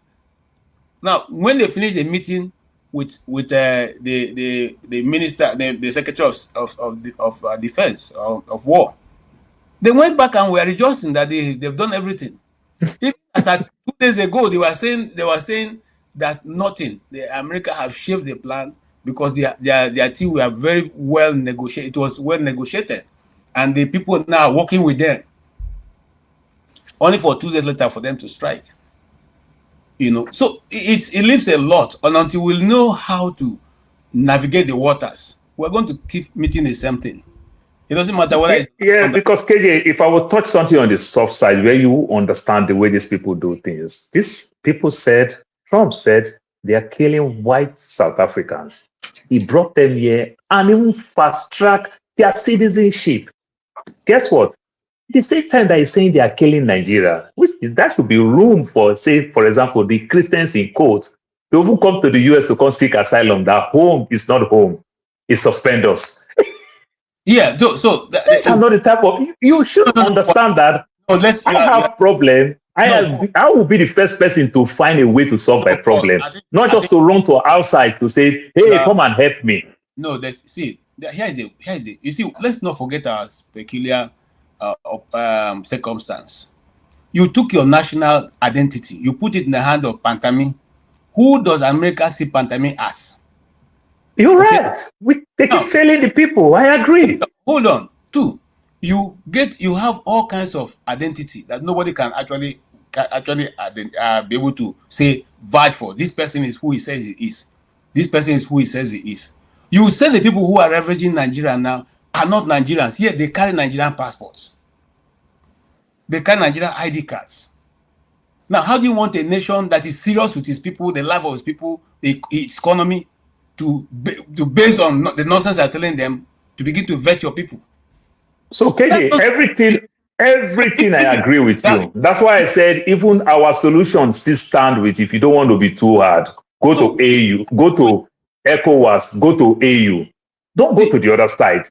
That should be the last thing. If you go to the other side, go buy their technology. They are in the business of selling this weapon. Go buy markets, but don't let them help you do it. You understand? What is anybody in the world buying from America today more? It is their military, their hardware, light weapon, whatever, or hardware, whatever. This is what America sells to the world today. And any other thing today in America, people run away. America is more expensive. That's all I'm saying. Go buy weapons. You understand? Ask them to share intelligence with you. You can pay for the service. But letting them to come do it, they will do something that you didn't ask them. And they don't owe you no apology. Hold on. That thing they didn't ask them is that the mineral resources in the south belongs to all of us. This rare earth minerals belong to the rich people in the north who are controlling Alaji and politician. Not true now. It's not a level playing ground. Okay? True, you're right. Good. And now you are saying that the same people you said were foreigners, Shegumi is making news and addressing in Hausa and saying that if you decide to touch these people, you and them also. So we have contradiction. Let's accept that first and foremost. That is where intelligence come in. We need to. That's where intelligence come in. Okay. Well, thank you. All right, Jonaba, you you have been here. You know this. You know the inner circles of things. Do you think that Americans just threw away their what do you call it now, the tomahawk?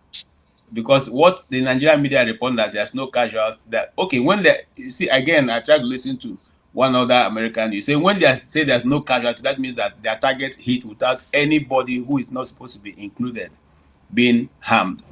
But the Nigerian media is saying they say there's no casualty. That means that nobody.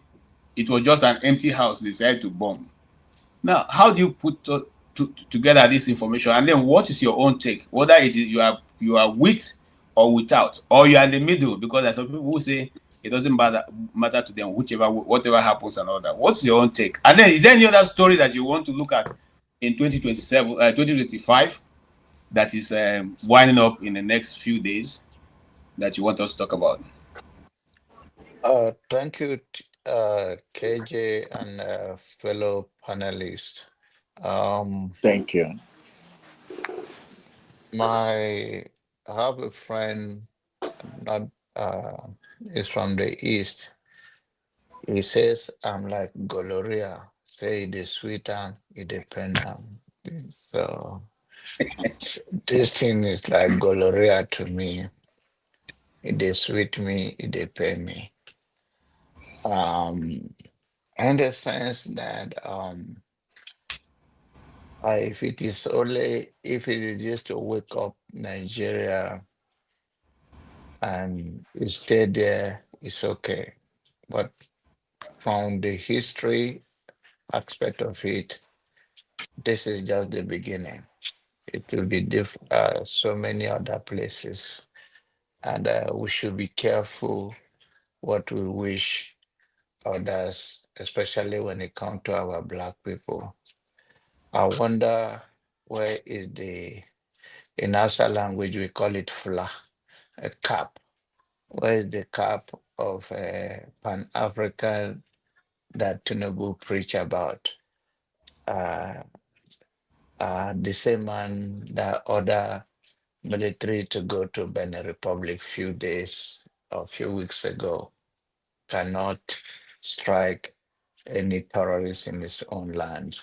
Is it an issue of being cowardized as, okay, I will not do it, let me hide behind America to do it, or he doesn't just have the intelligence that it takes? Because the last time they throw bomb or use a drone to kill the people in Kaduna, and he went there, he preaches the will of God.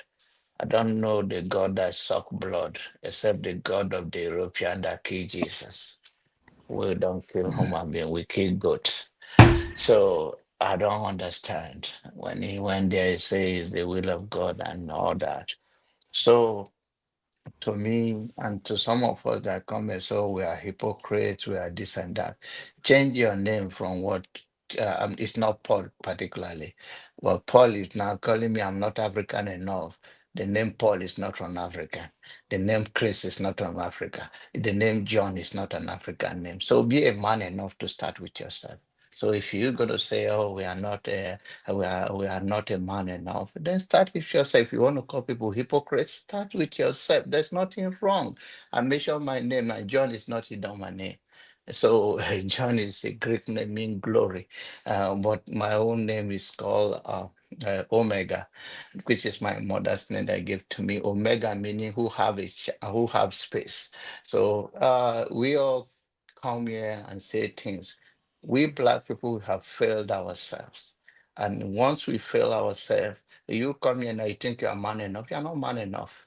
The real man are fighting. Do you not even know that?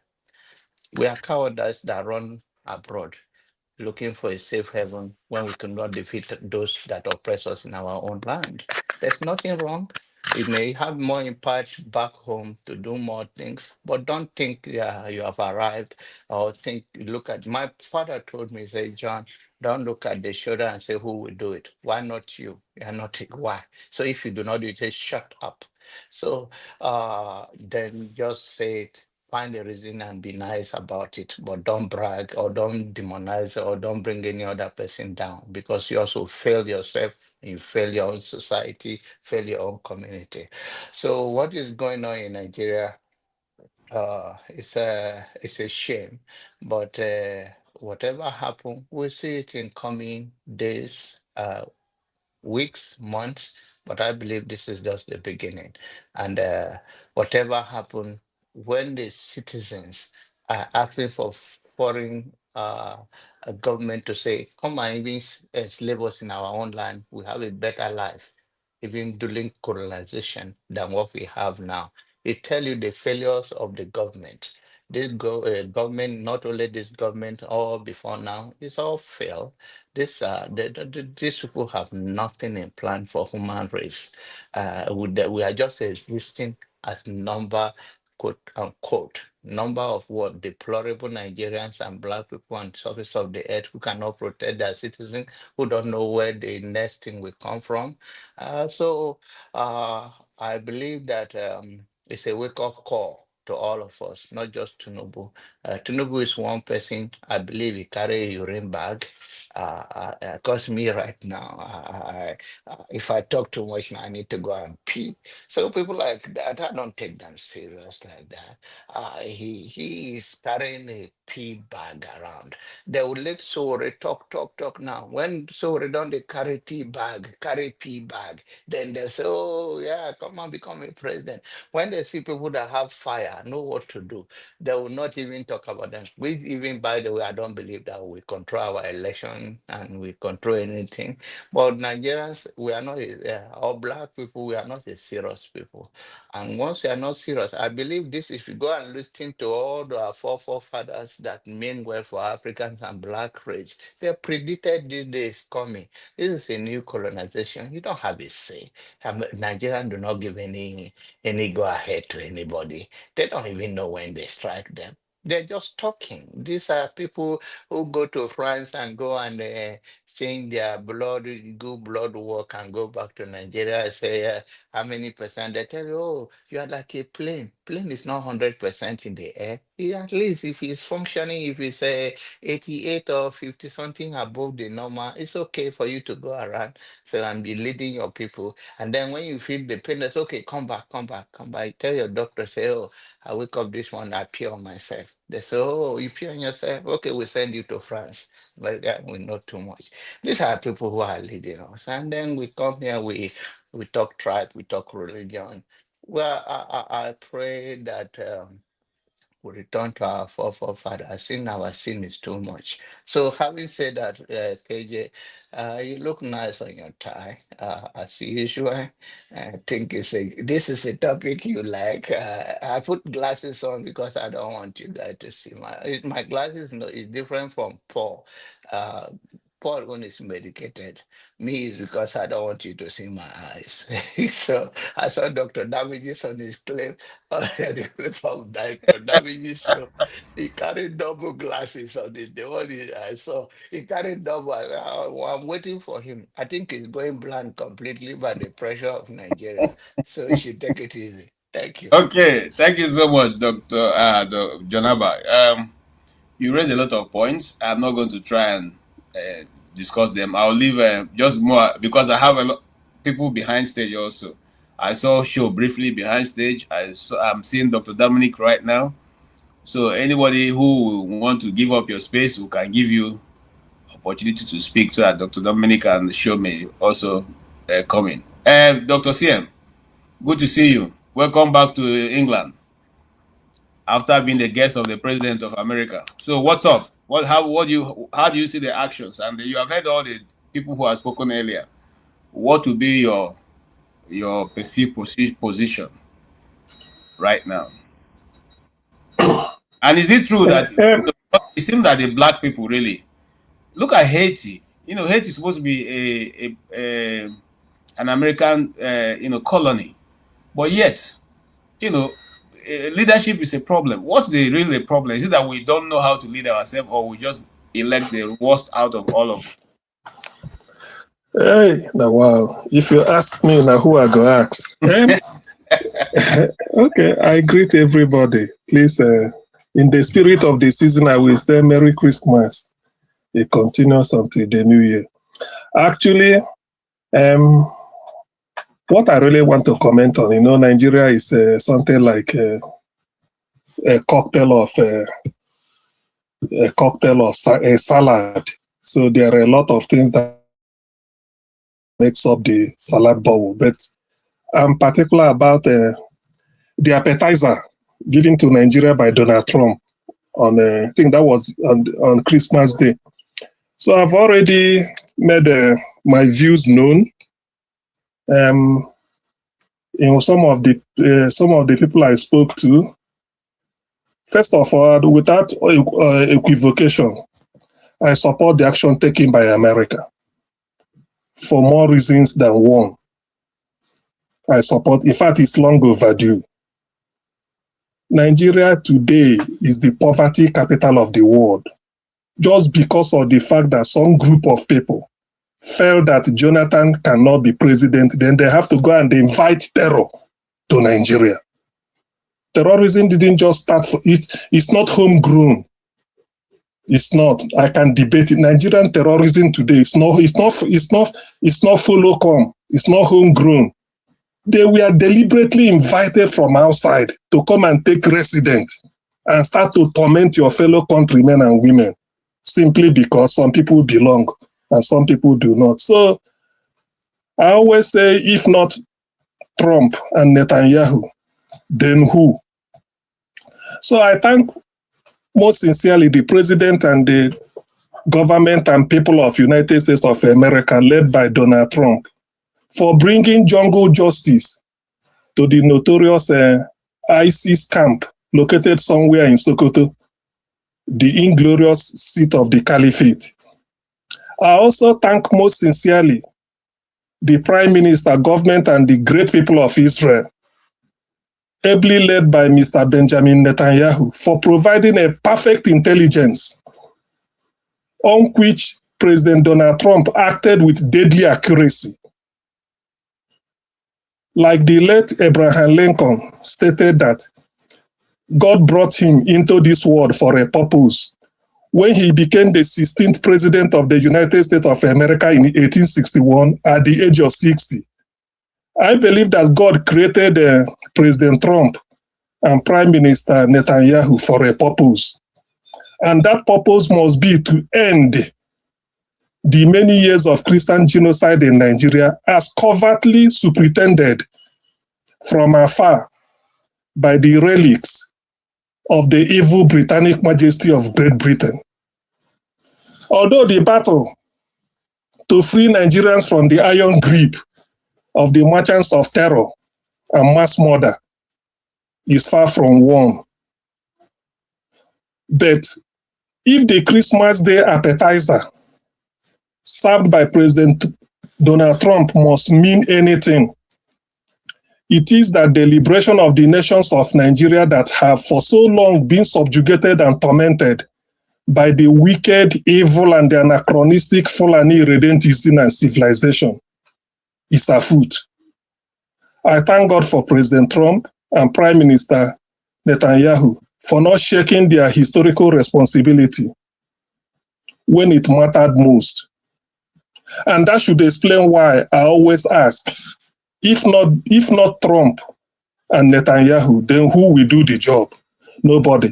So as far as I'm concerned, Nigerians will ending the year smiling. Whoever is not smiling must be part of the terrorists, because I do not see why a country as richly endowed, that is well endowed by nature but hopelessly wayward, that is Nigeria. Such a country we be living a life of prehistoric age simply because some people want to hold power and then lord it over others. It can never work. I'm glad America, which I always regard as a force for good, all things considered, I know they have their own minuses, but overall, to me, America is a force for good. If not America coming in, what will happen? And every year we budget trillions to fight Boko Haram, to fight terrorism. Every year. Every year, trillions of dollars. If we don't have, we go and borrow. Yet, nothing is happening. All you hear is the terror group in Nigeria has gone beyond Boko Haram. You have Achad, you have Lakurawa, you have ISWAP, you have ISIS. Oh, man, more than 20 operating. A country in which the national security advisor is the person using taxpayers' money from the budget to arm the terrorists, and they will come and sit in the cabinet meeting. Where is it done? Where is it done? Imagine the vehemence, and yet everybody we are helpless. Donald Trump will live long. Probably that's why he came back for a second time. He might not be for Americans. To me, to end this thing, what I'm even expecting, because from history I read that the highest bomb America dropped was at Hiroshima and Nagasaki in Japan. I'm expecting America to drop, that is what they call carpet bombing. The one that for the next 1 billion years, no grass will ever grow in that area where the terrorists are. That is what I'm expecting. America should waste no time. I thought one week they should just wipe them out, so that we can march forward. For how long will Nigeria be under the grip of some wicked people that feel that Nigeria belongs to them? There is nothing you are going to do to satisfy the Fulani. They want power. They want power by all costs. And what are they doing? If they can't get it through the ballot, they go and they invite terror from outside to come and take residence in your own country and be killing people. National security advisor who sits in cabinet, who talks to the president, a highly imagined intelligence. So how can you discuss with the national security advisor? He will go and be having link with the terrorists. Look at what Gumi is saying. Sheikh Gumi. What if Gumi is an Igbo man? By now, people will say, see, I'm Igbo man, not them. I tell you, Igbo people, fear them. This is what they will be saying. But look at Gumi today, he's a free man, talking nonsense because they feel Nigeria belongs to them. Anyway, as far as I know, the end point is that Ndi Igbo should be free from Nigeria. That's what I know. Biafra is on the calendar. Thank you very much. Thank you so much, Dr. CM. I was just reading the comment for this comment section, and I'm amazed at what people say.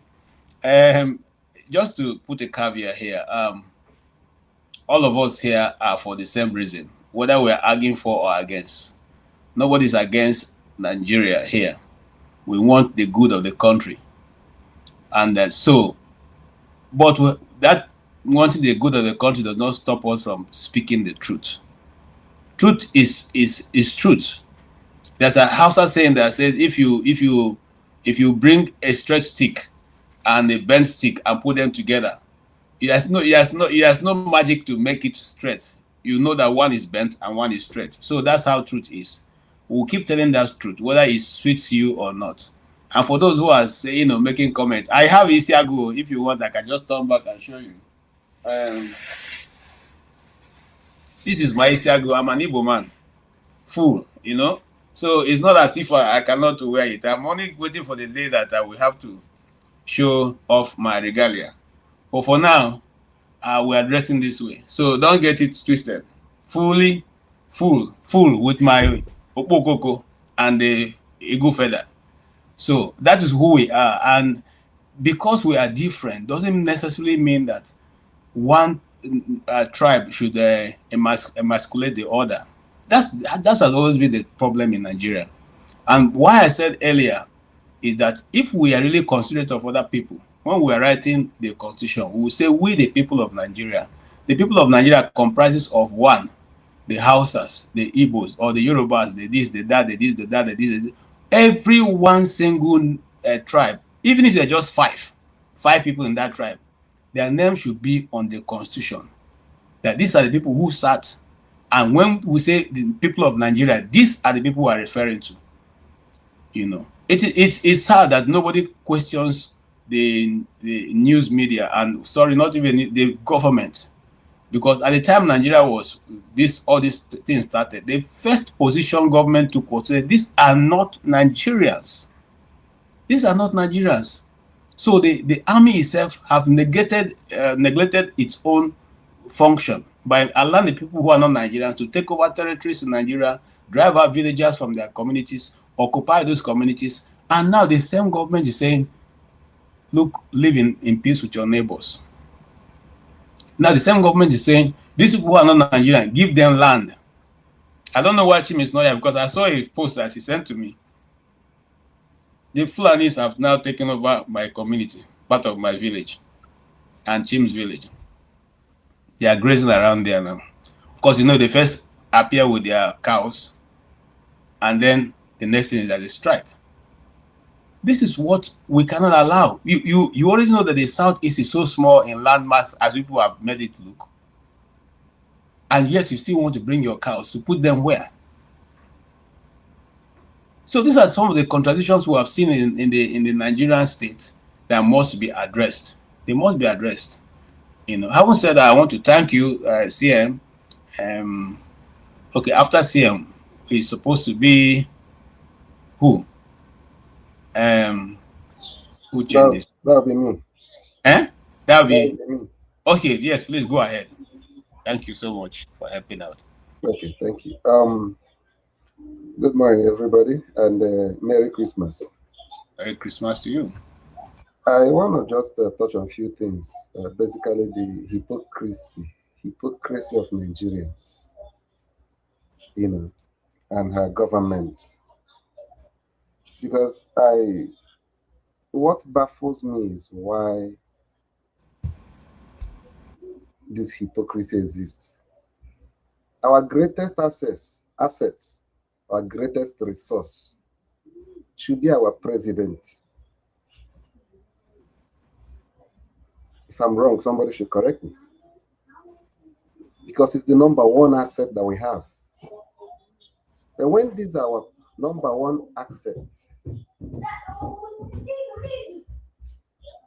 goes to a foreign country, submit his body to foreign doctors to do with him whatever they want to do with him, and come back home, the government justifies it.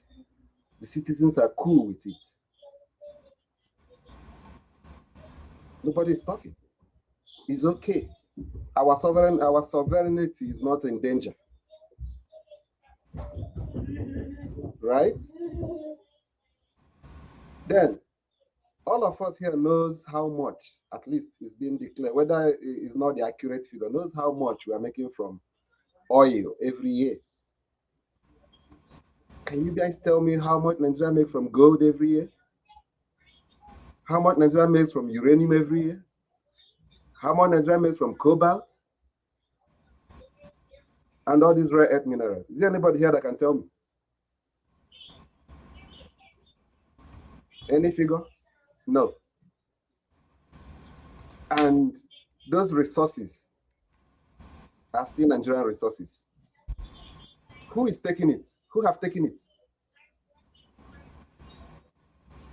Nigeria has ceded territories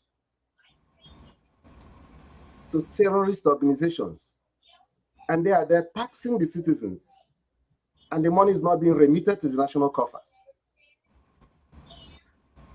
For more than 10 years, 15 years, 12 years ago, up to today.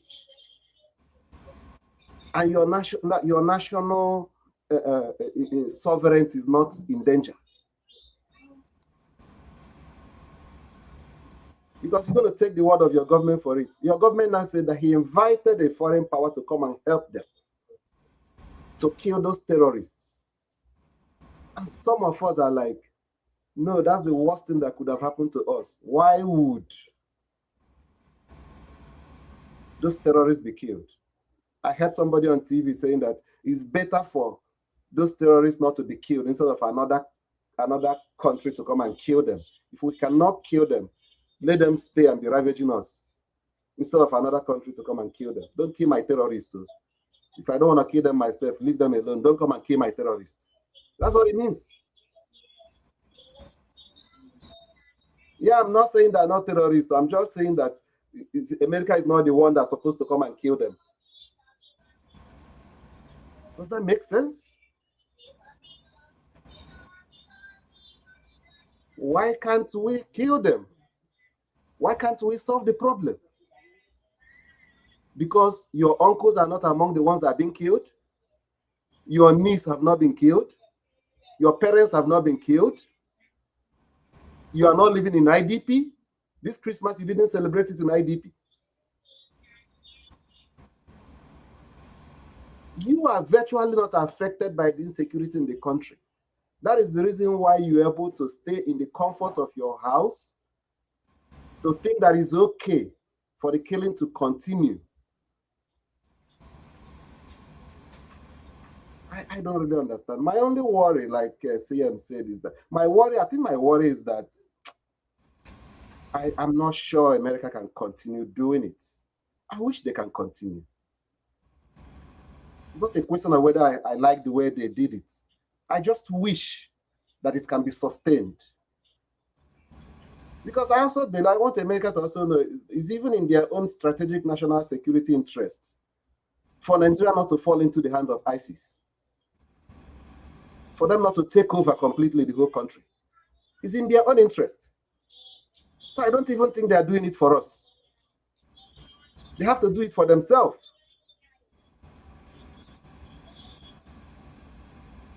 Do I want America to take over Nigeria? To take over our resources? Do I want them to come and recolonize us or govern us? The question I should ask you, would you prefer ISWAP to govern you? Would you want Nigeria to be turned into ISWAP caliphate? Is that better for you? In as much as I don't want to live under America for them to govern Nigeria, I don't want to be governed by ISWAP. I don't. After all, the government have already forced me out of the country to go and serve Oyibos. So I'd rather even serve them inside Nigeria than serve ISWAP in Nigeria.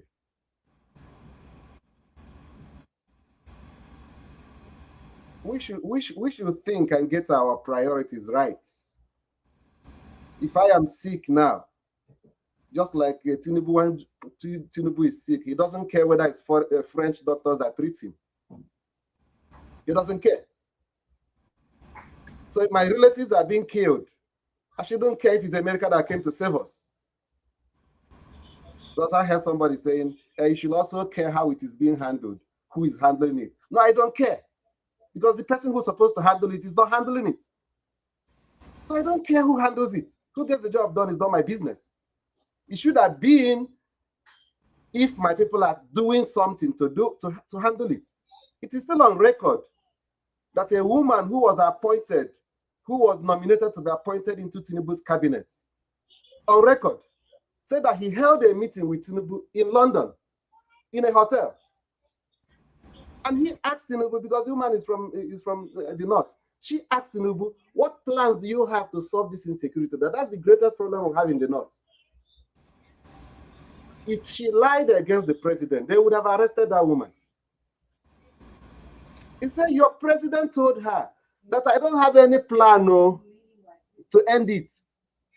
She then asked the president, how can you say you don't have a plan to solve this problem? The president asked her, do you want them to kill me?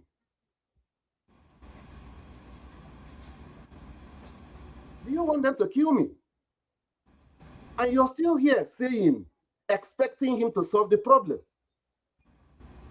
I heard somebody talking about intelligence. This is my brother, Paul. America should just give us intelligence. The same intelligence they will give you, and you go and give the Boko Haram. The same intelligence they've given you in the past that killed the major general in the Nigerian army. And you're still looking for intelligence. I don't really understand. I think we need more than the help of America. We need more than that to solve the problem. When we solve it, at least if they take our resources, maybe our children stand the chance to be alive to ask for it in future. But if the Boko Haram and the ISWAP and everything kill all of us, I don't think there will be anybody that will be alive to ask for those resources in the future. By the way, presently, who is even using the resources? What is the resources doing for you?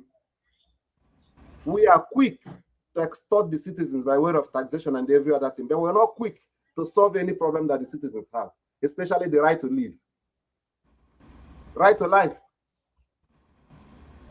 I wish that Tinubu have expended 20 or 10% of the effort he have put into how to milk Nigerians dry, how to suppress them since he came into governance, into security. You're tasking a people that are not even alive. You're tasking dead people. Because majority of Nigerians are just, they are walking on the street, but they are dead. Because within the next second, something could happen.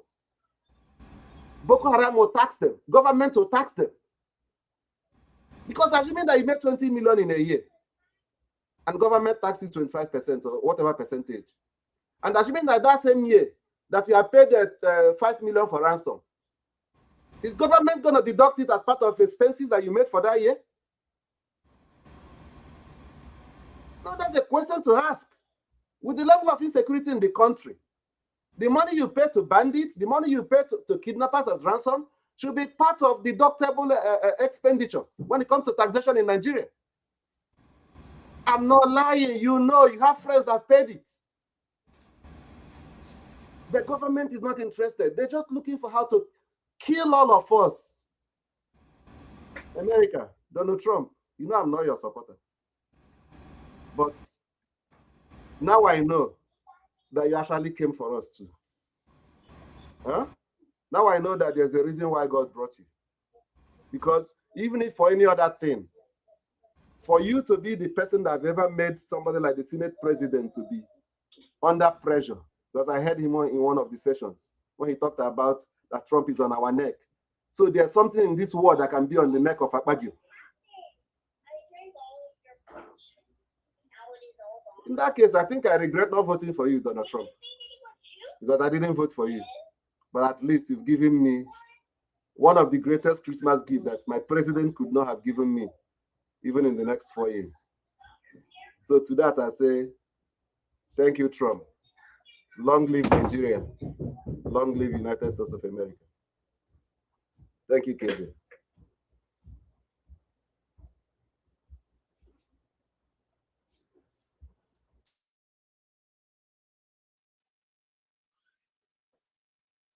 Okay, thank you so much.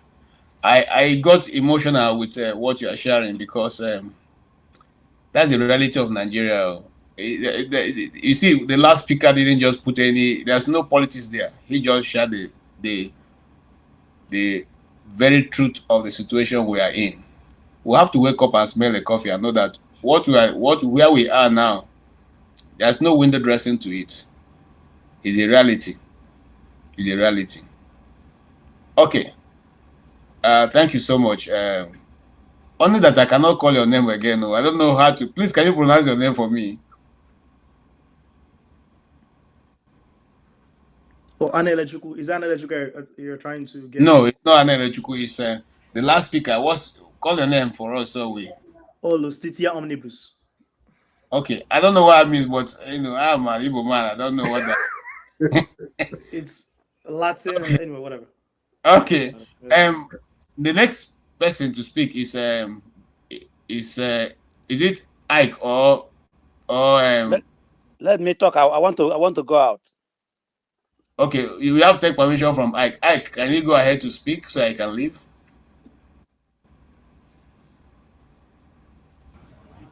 Yeah, he can if you want. Okay, thank you for that, considering. Yes, Okwara. Yeah, Dr. KJ. Compliment of the seasons. My folks. Sorry, we can't see your face. You can. If it we can't look at your screen. We can barely see your face. Okay, yeah, you're better now. Yeah. Compliment of the season, folks. I think I had that Bruno guy who was, the guy is very, very, so when he comes here, I think he talks as if that he owns or he knows everything or he owns the whole world. Even the senator from his own town, Senator Ndumo, in Ndume, go to his Twitter X handle. He's even asking America to please extend the thunder strike to Northeast against ISWAP and Boko Haram. That is a senator from his own town, Ndume. That's what he's demanding. Look at what Minister Festus Kayamo tweeted few hours ago. When your house is on fire, it would be stupid to prevent someone who has fire extinguisher to come into your house and put out the fire. It defines logic to begin to consider the privacy of your house at that moment when the raging fire is about to consume your family. So some people who come here and condemn what America did in Sokoto State, I think those people are mischievous people. And it's not targeting any Muslim or anything. It's just about people who have entered Nigeria through notorious borders and killing innocent people. They kill everybody who does not believe in their ideology. They kill both indigenous Hausa people who look different from them because their skin, the color of their skin is lighter than the typical indigenous people over there. They have pointed nose. So anybody who has nose like you and me, they see those people as their enemies. That is whom these bombs are targeting. Tell me in a country whereby people from all over the world, undesirable elements entering your country, killing your own people, and you're saying nothing because you have the same religion with them. Folks, let me tell you, if those notorious borders were bordering Igbo land, Nigeria government would have walled the whole, how much is that? 1,500 kilometers. Nigeria would have walled that, through. They are leaving those borders open, notorious, because the people who are coming into the country through those borders are their people. They speak the same language. They have the same religion. They eat the same food. They wear the same clothes. That is why that border is open and will remain open. And if you try to close it, they will tell you, no, you can't close it. Look at what Gumi is talking. Gumi is saying that America is fighting for Biafra. That's what he says. And nobody's arresting this man, this Gumi. Gumi on live television telling that they are their people. They are going nowhere. They are going to defend them. And they are going to defend everybody because they are their people. Tell me, can an Igbo man make such statement and still working freely in Nigeria? What Gumi is doing or has done, can any Igbo man do it and still working freely in Nigeria? This is the one Nigeria we're talking about. A very unfair one Nigeria, a very biased one Nigeria, whereby some people are more Nigerian than others. It is very horrible. It is not acceptable. If our fathers accepted it, then we cannot accept it. And if we accept it today, I'm sorry for our children in the future. If we that are still agile, that are still alive, if we accept this nonsense, whereby in our own country, we are even not second class, because we are even third class citizens. What an Igbo man does today and get arrested, other people will do it and they will go free in the same country. Finally, another president of America president came to your country, targeted, terrorists, and as we speak, our own president has not even, found it, necessary to address the nation. He is today celebrating Eyo Festival in Lagos, which is his own right. But there's more serious things to say. When is President Tinubu going to address Nigeria? Another country sent missiles into your country to fight your own fight, or your own war, and you cannot address the nation. You cannot say something about it. Everybody, if you go to everybody's speculating. Some people are saying no. Some people are saying yes. Some people are saying nothing happened. Some people say something happened in a country. Nobody is telling us what is happening in Sokoto State in Nigeria. That is to show you how divided that country is. Upper North, a very serious thing happened upper North. And if you go to the South, even most of people don't even know what happened. I was in a meeting today, this morning.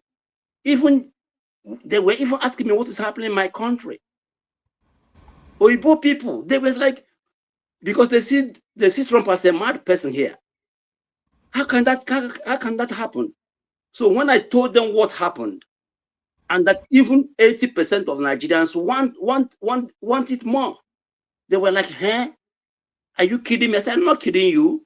You guys don't know what is happening, because here in Europe, they see Trump as a mad person because they are too liberal. They are they don't even care."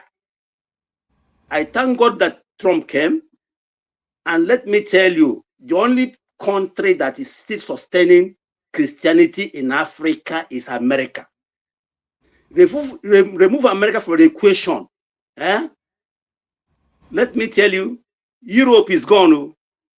You live in Europe, you see what is happening in Canada, in UK, in Germany, in Belgium, in Holland. These people, they don't care about you. They don't care about you. They care about themselves, okay? So please, anybody who is condemning Trump should think twice. Finally, 2016, when IPOB was celebrating the coming of Trump, they called IPOB all kinds of names. It was in Port Harcourt that even Nigerian security operatives, killed almost 18 IPOB members because they were celebrating Trump in Port Harcourt. Today, those people who are calling IPOB these kind of names, today, they are even celebrating Trump more than IPOB do. So when we talk that some people are myopic and some people are not, just take it that way, because Trump, for me, Trump should do more. And make sure that terrorism in Nigeria stops. Whether in Igbo land, whether in Yoruba land, anywhere that terrorism terrorists operate, they should just wipe them out and let's have peace. Thank you from here. Thank you so much for your contribution. Yeah, who's the next person? Can you hear me, all? I can't hear myself. I'm not sure who it is, but I have probably like less than 10 minutes. Okay. Yes, it's Ike. Sorry, it's Ike. Ike, go ahead. Oh, it's Ike? Okay. Yes.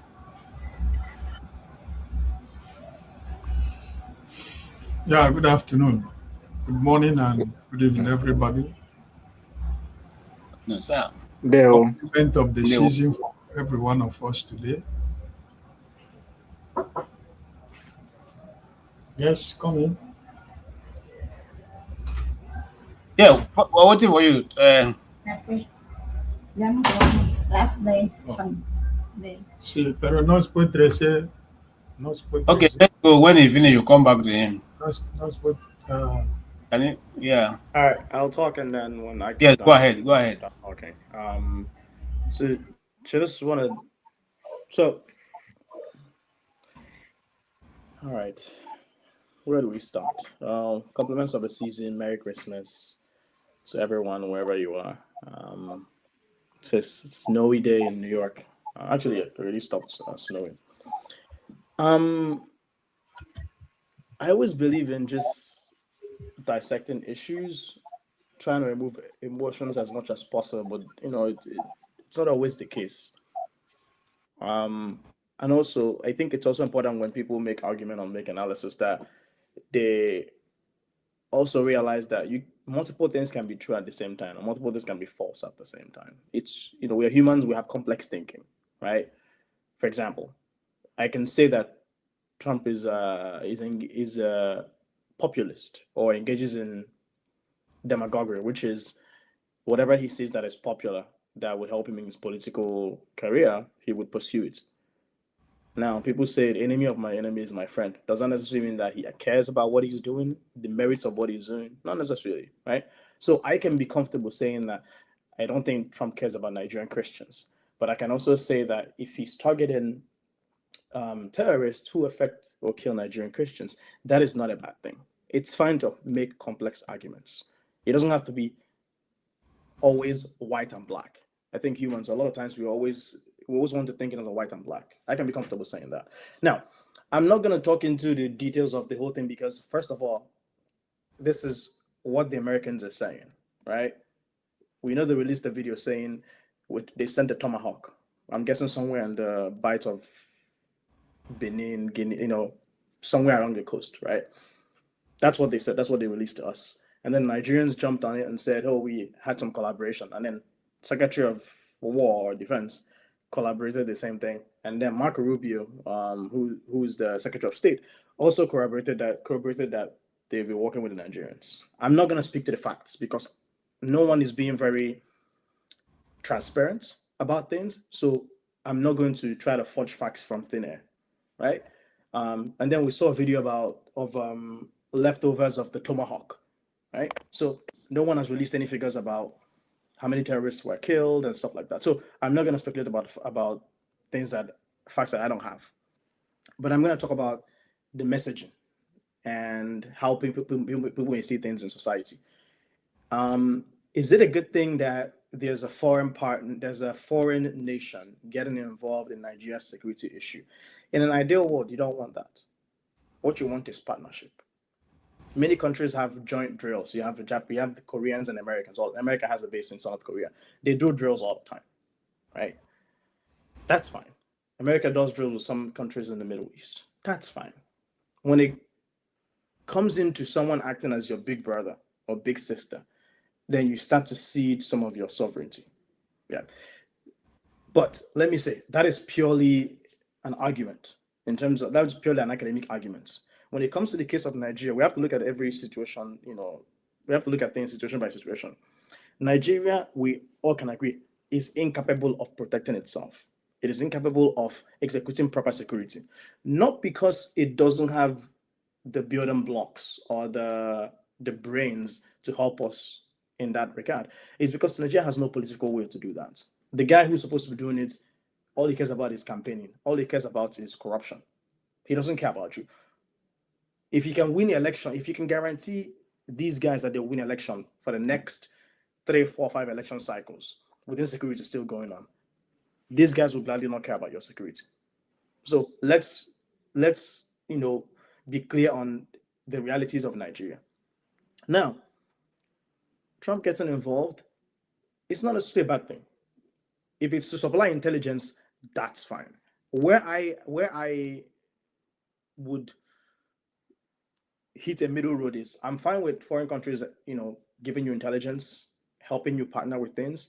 What I am not a big fan of is countries coming to strike in your area, because what it shows is, at least in terms of messaging, is that you are incapable of doing those strikes yourself. Now, another way you can analyze it, you can say some of the instruments or some of the artillery and things that are going to be used for such targeted attack, Nigeria doesn't have it. And then another argument you may say is, why doesn't Nigeria buy those things? But you have to, when you look into places, US history and British history, some high-powered military equipment, they would never sell it to certain countries, or they will sell it to you with conditions, and you have to seek their permission before you use it. So I don't know logistically what factored into sending a Tomahawk missile versus sending like a jet fighters, things like that. So, but all I'm saying is, I want us to have an open mind and be able to have complex arguments where we don't always have to, everything doesn't have to be black and white. There can be multiple things that can be true at the same time.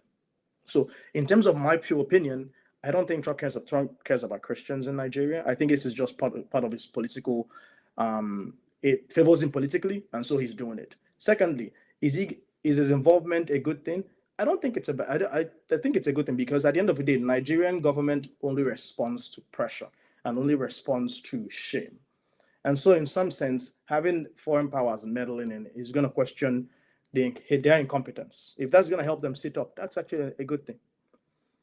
Thirdly, in terms of the question of sovereignty, that concerns me, because the Nigerian government is not one that is very careful in terms of protecting its data or its security interests.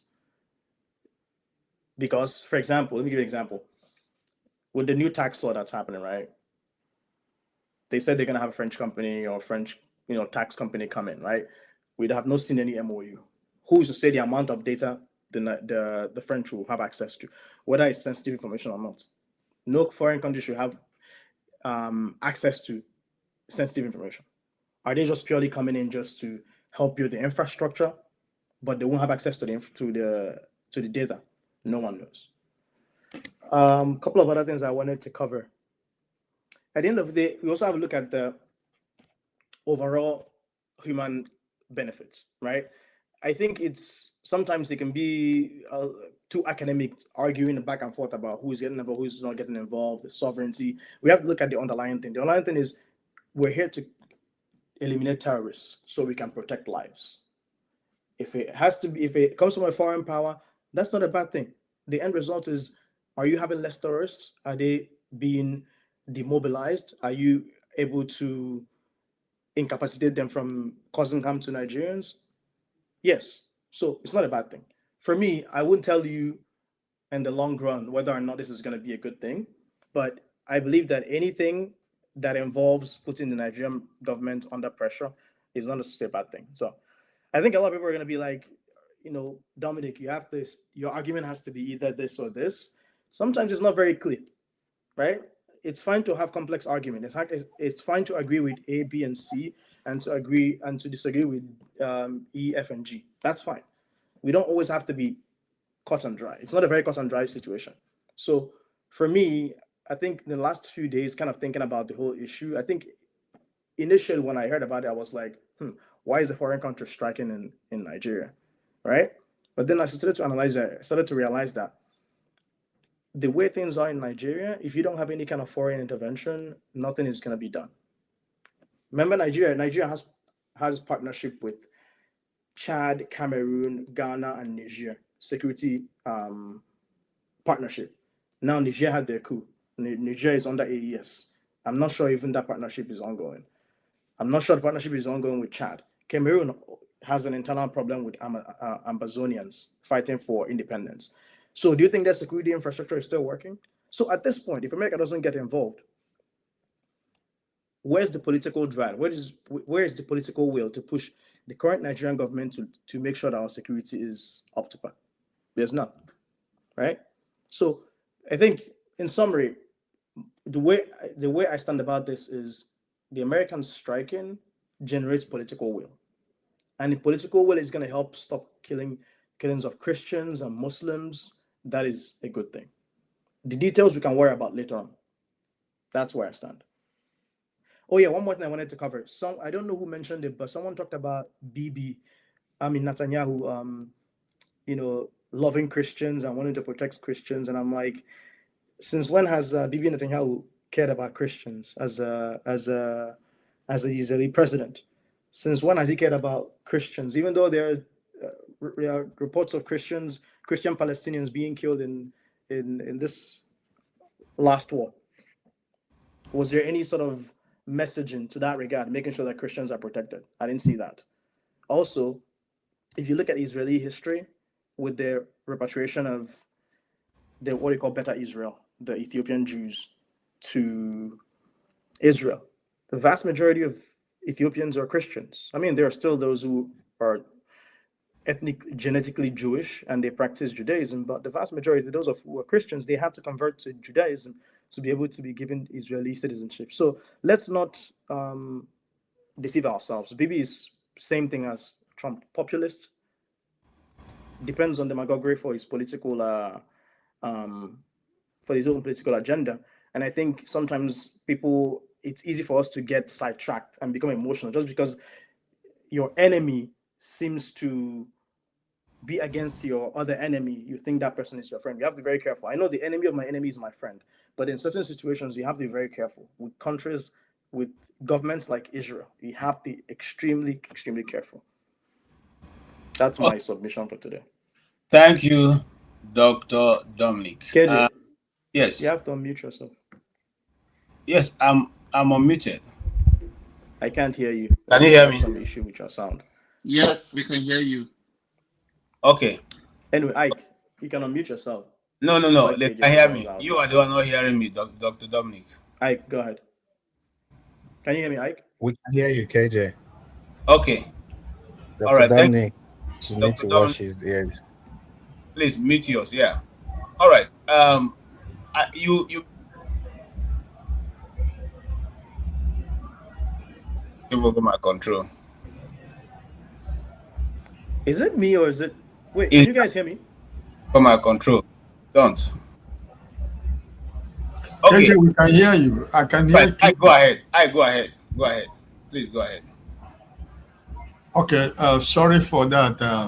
It was my worker who is leaving the company. He's working in my department. So today is our last day here. So it's emotional for me and for everybody in the department because she has been a wonderful worker with us. But people has to grow. You know, they have to have a better future. So it's one of those things, right?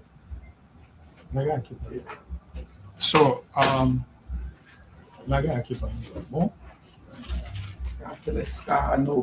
okay, so yeah, KJ, listen, I'm happy that America came in. It was good for all of us. Anybody who says that they don't like the coming of America, well, it depends on what perspective, where you're standing, because my only worry is that it's still the same government that are the perpetrators of the crime and the terrorism are the people that America has to share information with. You know, for me, I would have loved America to use their own, security information to come to Nigeria, not sharing information with the government of Nigeria, because they are the people that are organizing the terrorists. They are the people in government, the ministers, the senators, the politicians in the government of Nigeria. They are the head of the terrorist organization in Nigeria. So I would have loved in a situation where America would do what they did when they captured Osman bin Laden. They go on their own information. I don't want them to share any security or military information with Nigeria. Because somebody was talking at the beginning, where are the Nigerian military during the days of ECOMOG, during the days of South African struggle? Where are the Nigerian military? Where are those military men and women of Nigeria that are feared and respected all over the world because of what Nigerian can do militarily? Where are they? Because our military has been compromised. Our military men and women are part of the terrorist organization in Nigeria. And that's why Nigerian military cannot do anything. So I love what I want them to do. This is just breakfast for all of us, because sometimes we say here, every one of us go chop the breakfast, right? But I would have preferred a situation whereby they come into Nigeria not with any collaboration with Nigerian government, because this government is a terrorist organization. This government are part and parcel of the people that are creating the mayhem, the insecurity mayhem that we have in Nigeria. So I don't think that working with them or collaborating with them is, I don't like that. I don't want that. I want America to do what they want to do on their own. There are secret missions they do. The way they went to release the American hostage in 2014. I want such kind of mission to be what they're going to use against these terrorists.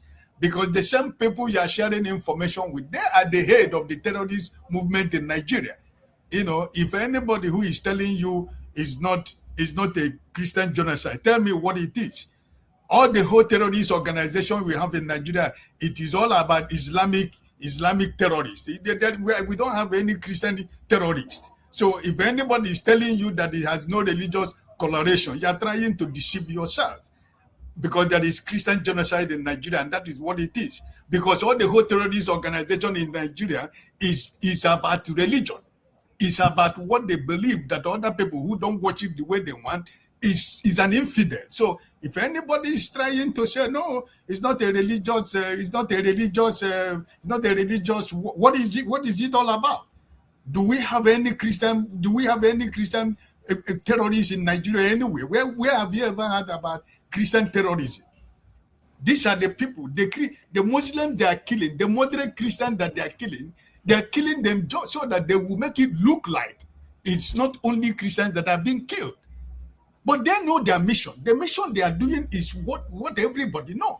So I support what they did, but where I am begging America is stop sharing information with Nigerian government, because these people, they are the head of the terrorists in Nigeria. If the Nigerian government want to stop insecurity in Nigeria today, we don't need America to stop it. They know how to stop it.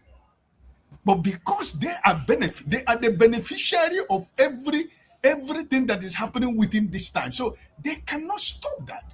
And that's why I want America not to share any military information with Nigeria. Just go, because they have the technology. They have the technological manpower to do what they want to do in Nigeria and get out. You know, they have even their own information. They have their own security. They know already where all these people are. So I think that this first step is a good thing.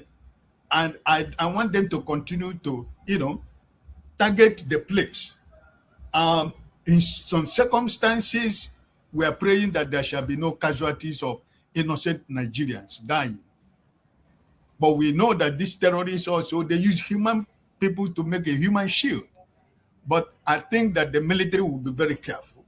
So anybody, for me, I believe that, like the last speaker said, or before the second last speaker was saying, for the tweet of Donald Trump that Abio was able to be shaken from his marrow, people who have been thinking in Nigeria that they are above the law, nobody can do them anything. But a single tweet in Nigeria has changed Nigeria, and nobody is fighting against your faith as a Muslim.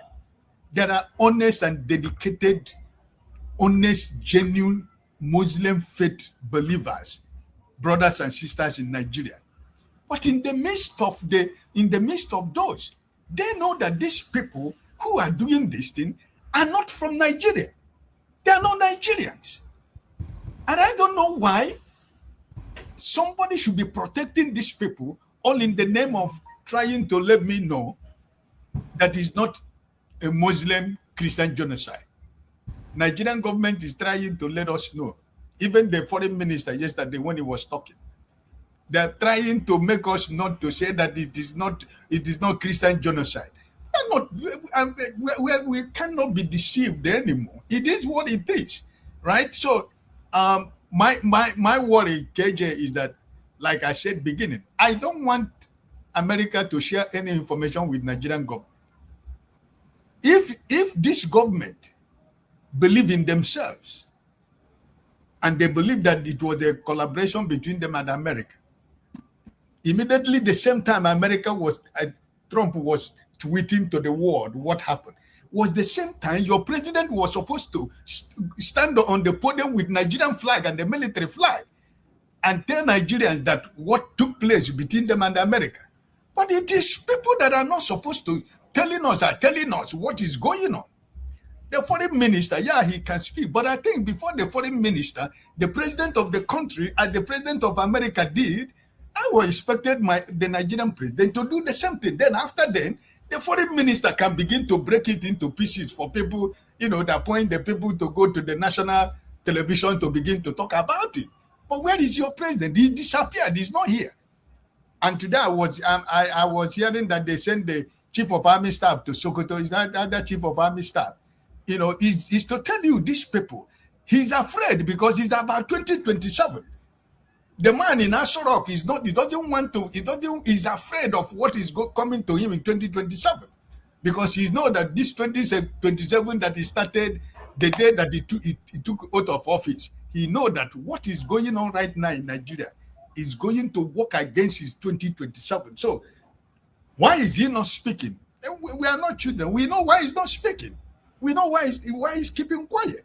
Those people who were saying that Nigeria should not forgive Mr. Peter Obi, they are the same people today who are praising America coming in to do what they did. So you see, you know, there is something there's something I know about life.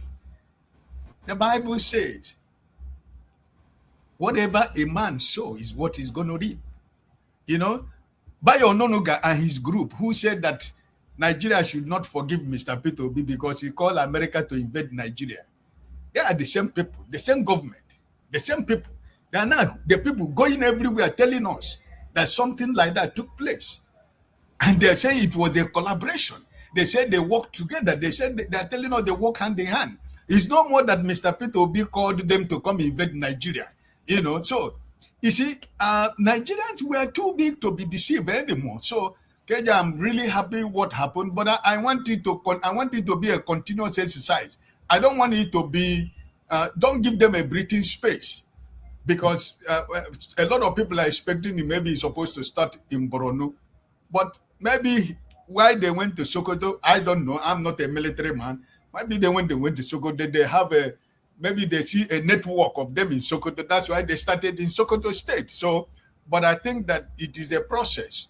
But I am begging America and those that are involved, please use your own information, your own military information, and do what you want to do, and eradicate Nigeria from the hands of these terrorists, because they want to destroy this country.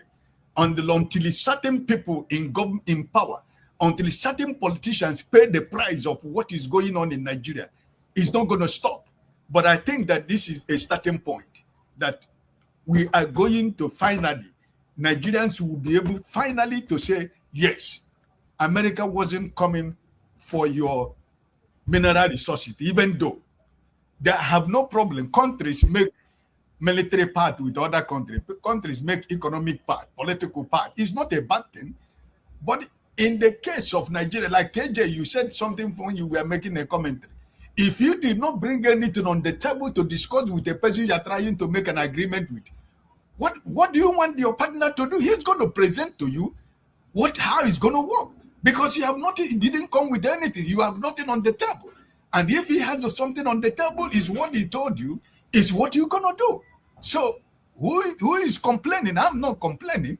So, but I hope that Nigerians should take away tribe, take away religion, take away whatever, and know that what America is trying to do is what the government that we are supposed to protect, me and you, has failed to do, because they are the people that are the architect of everything that is going on. God bless you. Okay. Thank you so much, Mr. Ike. You said it all. And yeah, as we draw to a close, because there'll be another show starting almost immediately.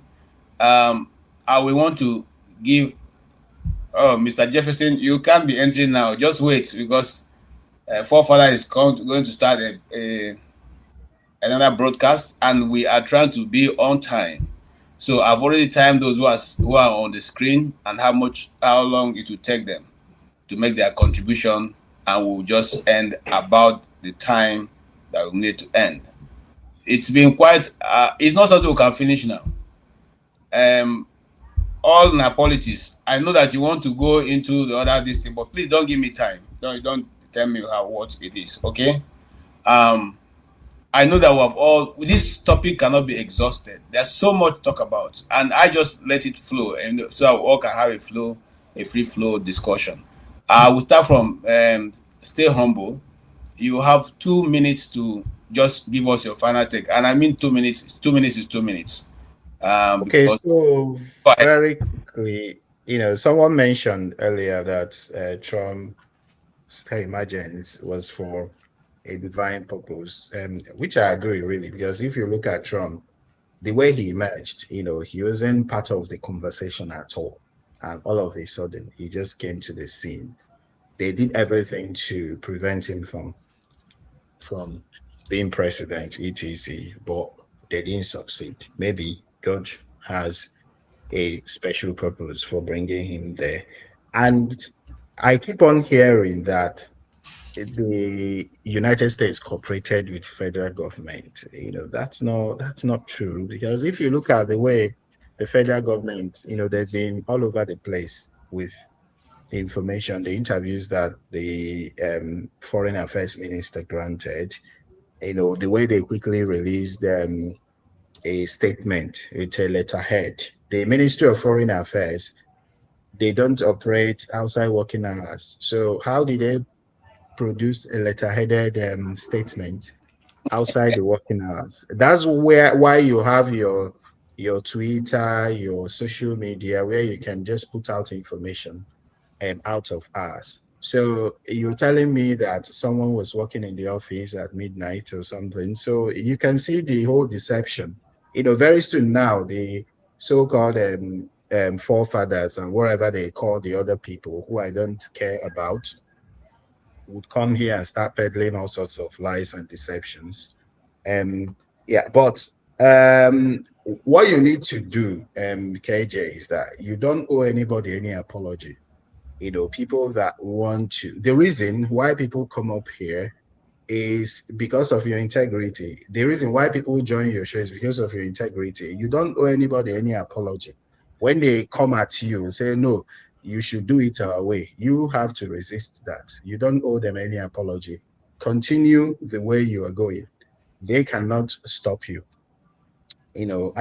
For people that are trying to apologize to Oyibo people, trying to explain to them, why is this madman Trump bombing Nigeria? You're trying, why? You don't need to waste your time. Even here in this country, I don't waste time explaining myself to people, explaining the situation of things, because they should know. If you want to know, you can go and do your research. It's not my responsibility to explain to you. So stop explaining to them, because they are all hypocrites. They know what's happening, but because it's not serving their interest, they want to keep you explaining and explaining. You don't need to explain to them. Finally, there is no information sharing between the United States and federal government. They're just trying to buy votes for Tinubu in 2027, so that it will look like Tinubu is doing something to curb insecurity. That's not the case. You know that this is America's case. This is their project, and Donald Trump does not need any.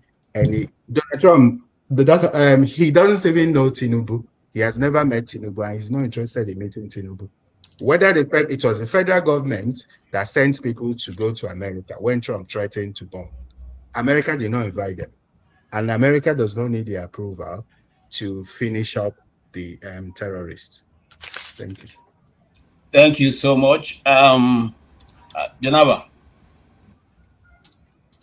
you have 2 minutes, sir. Nothing new to say that much. I think everybody have made their presentation. You'll allow the viewer to see our perspective from the individual perspective. I think it's a shame. But what can you say when you cannot govern your people, you cannot protect them? I know people will have their sentiment, people are entitled to it. But if Nigerian government is doing what they're supposed to do for their people, we will not have this. And we have this because of the failure of the government. And 2027 is already in the pocket of the Nigerian politicians. But we'll see how many, what it takes to get there. Sometime in our life, we take one day at a time, and sometimes we look up to whatever the changes will come from nature and what happens around us. But in the summary, it's a shame. And I pray that no, it will not affect ordinary Nigerians that are just going about their business, will become the victim of the circumstances, that the right people will be targeted. I doubt it, but if that is the case, that would be good. Thank you anyway, Mr. KJ. Thank you so much. Okay. Ngo. Yeah, thank you, KJ. It's been a good show. I've listened attentively to everyone. I just want to make my submission in 3 parts. Number one is, is there a Christian genocide or is it a lie? Is there an attempt to Islamize Nigeria or is it a lie? I mean, evidence are abound everywhere. We can start from talking about what previous Nigeria intelligence, military intelligence officers have said, to what people like T.Y. Denjuma have said, to what everybody is saying, and the evidence is very clear. If it walks like a duck, quacks like a duck, it's a duck. That's the first part. The second part is, has the Nigerian government honestly tried to solve the problem? I don't think they have. We've seen multiple accounts of inability or unwillingness to solve the problem, to address security challenges. It leaves us wondering if elements in the government are complicit. And if that is the case, it means that the Nigerian government does not have the political will or the willingness to solve the problem in whole. So that means there needs an external intervention. So who comes in to help? Well, everybody can go with their different reasons as to what Donald Trump is here to offer us and the United States of America. But we're basically, our back is basically against the wall. And what choice have we got? And I'm really grateful to them that they at least have started the conversation with a few bombs. Anybody that wants to talk about all the ulterior motives can go ahead and speculate whatever they want to say. Before you go, but the evidence is on the ground that there are terrorists and the US is killing them. If they take resources, fine. If they colonize us, fine. If they want to invade Sahel, fine. Whatever it is, we just want to be safe. We can't keep losing people. NBS statistics from last year said about 614,000 people were killed from terrorism. 614,000. I looked at that statistics. I couldn't believe it. So, I mean, there are a lot of atrocities happening in that country that is not being reported. So people can come in with their sanctimonious submission later on and talk about how we are not smart enough, we're not looking at the global picture, global politics, and what have you. But the evidence is on ground. The hardcore evidence is that Nigerians are being killed, and it's large population of them, especially in northern part of Nigeria that are not predominantly Christians. So that evidence is there. We've got people in IDP camps. Their villages have been occupied. Those people, regardless of where their salvation comes from, they are willing to take it. So let's not go around talking trying to be more holier than thou. Thank you, KJ. Thank you, everyone. Have a lovely weekend. Bye-bye. Bye. Yes, Sim. All right, thank you. I believe I'm coming out fine. Thank you very much, KJ. Like somebody remarked, part of the reason why some of us show up here is because when you are hosting, we know the stuff you are made of. So that just is there. It's as clear as the daylight. Now, what I want to contribute again is this. For those who may not welcome the action taken by President Trump, I want to ask them, how do you end the refugee camp for over 10 years in a country that is not essentially at war? How do you end that? Do you know what it means for you to be arrested and put in police cell for 1 week What you are going to be thinking of every day is your bedroom. Because when you've been inconvenienced by the police cell, you will be thinking, look at my bedroom with air condition, or look at my sitting room. But these people, they've been in refugee camp for years, and nothing is being done about them. That's why I said, if not Trump, who? Nigeria is voting trillions of naira every year for defense budget, yet nothing is happening. Tell me, have you ever heard that the National Security Advisor, somebody who should be who has access to Nigerian intelligence report, he discusses security issue with the president? That same person, after discussing, will go and be arming the terrorists, people you are taking decision against. These are facts. These are facts. And when, Nigeria has Igbo problem, people may deny it. The moment this idea of Christian genocide happened, they dispatched Daniel Bwala. Daniel Bwala came on a rise and everywhere was flashing one paper. Say, see it? It is it's IPOB, International Society for Civil Liberties and the Rule of Law, a non-governmental, an NGO in Onitsha, a human rights group. He said it is them, they are based at Onitsha, Anambra State. They wrote this nonsense. They want to pull this country down. Tinubu dispatched Daniel Bwala with what is the name? Daniel Bwala and Ribadu. They took turns. I listened to Daniel Bwala when he came back. He said, I've went there. The Americans are even surprised because Trump is sinking. Trump is Ted Cruz in Texas. It's not known.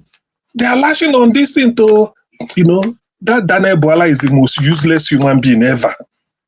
Then the Reno Mockery, because he wanted to be ambassador, invited somebody and tell the person what to say. Before his lies were, he was disgraced. Then Ribadu went and be discussing with Trump. I saw the photo. He was briefing America. He thought United States is Nigeria. At the end of everything, America said, okay, you legislators, go to Nigeria and go and prove this thing, whether it is true or not. American legislators came. They went to Tortif. Tortif is the traditional ruler of the thief people all over the world. In his palace, the man explained everything to them. They left there and went to refugee camp. That is on the spot assessment. They had them. They went to different churches. This in Benue State. In the end, before the man submitted his report, he granted press interview. He said, Nigeria, the way it is currently, is not supposed to be a country. That, in fact, he was shocked what he saw. Now they've prepared their report and given to Trump because Trump sent them. And now Trump has acted on the report and people are still making noise.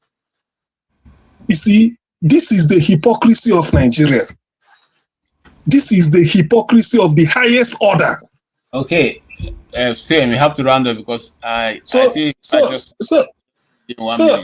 So to round up, please, like I said, if Mr. Trump or anybody close to him is listening, what I read in history was Hiroshima and Nagasaki. That one is outdated. We want the latest technology. Use it. That is what they call carpet bombing, that for the next 1 billion years, no grass will ever grow there. That is that is my wish. Because if you do not want others to live, you, the person, you are not supposed to live. People are in refugee camp. What is their offense? They left their ancestral home for years, living in refugee camp. Whoever is criticizing Trump should go and live in refugee camp for 1 week. Thank you. Thank you so much, Dr. CM. Thank you all of you. Your views are so important. The only other person I'm going to let in, I see you, Anna Lechuku, but please, if you don't mind, wait for Forefather to come on. I see Forefather also, but I'm also not going to bring him in.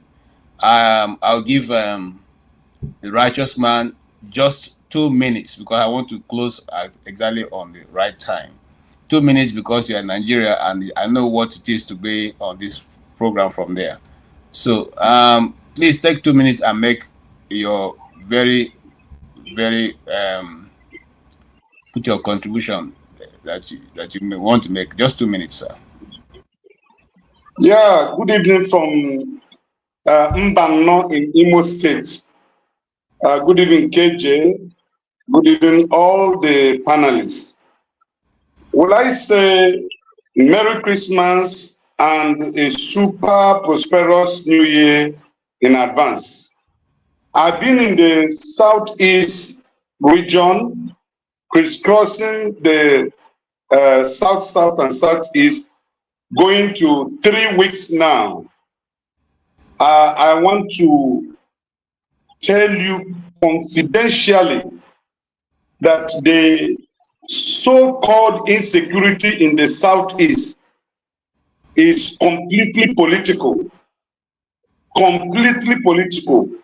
Anything like killing going on in the Southeast is political because everywhere is peaceful, both night strolling or night cruising, everything, there's no harassment, nobody is fighting anybody, everywhere is peaceful, people are going about their normal duty, celebration, though the economy is telling very hard on people.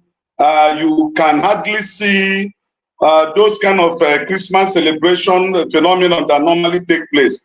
It was only a few days ago I witnessed a masquerade parading and the rest of it. But there is peace in the Southeast, there is peace in the South, because I have traveled across the 2 regions and there have never been any cause for alarm. So those who are saying you can't come to the Southeast, you can't travel, please, they are telling you lies, capital lies. I left Lagos, I am in the Southeast for almost 3 weeks now. I've gone to Enugu, I've gone to Ebonyi, I've gone to Anambra, Imo, Abia, and no issue. I've gone to Bayelsa, to Port Harcourt, to Delta State, no issue. So please, all those people carrying those propagandas are just making sure they kept the Igbos, especially the Southeasterners, in Lagos so that they will not come back home to do one thing or the other. Now, as regard to the striking of the terrorists in Nigeria, I can tell you it is 100% over 100% celebration in the Southeast and South, because some of my friends in the South that I put a call across, they were all jubilating and celebrating and wish it would be continuous to decimate these evil men that are taking the life of others that they did not give to them. So we are happy and we're praising Trump and we want Trump to do more. The Nigerian government claimed that it was a joint effort, and I want them to say it louder. The president of Nigeria have not been able to address the nation after such a military strike. The president of Nigeria have not addressed Nigerians to tell us whether he gave the go-ahead to America to strike or not. It's only this stomach infrastructure man, Danebwala. We don't know whether he's a Christian, we don't know whether he's a Muslim, we don't know whether he's a pagan. He's just faced where he will get more money. Speaking on behalf of the federal government, and he's not the federal government spokesman. So we are waiting to hear from the Mr. President Tinubu to tell us, let us hold him responsible and accountable that he instructed the American government militarily to strike some regions in Nigeria. That's what we're waiting for, and he's not doing that. They are doing Eyo's festival in Lagos today. It has been very catastrophic. The Eyo festival masquerade people are fighting Lagosians, and there have been a lot of stories in the media space as a result of the clash between the masquerade people and the innocent Lagosians. So life is okay. It rained in Lagos today because I was called and informed. A heavy downpour in Lagos today. So, but down here in the southeast, it's heavy sun. People are just trying to manage their life. The economy is completely down. Nothing is working economically, but the people are just being there and thanking God for their lives. So I'm celebrating this Xmas and New Year in the southeast, and I want you all to join me to celebrate it. It's worth celebrating. At least we are alive today. Thank you.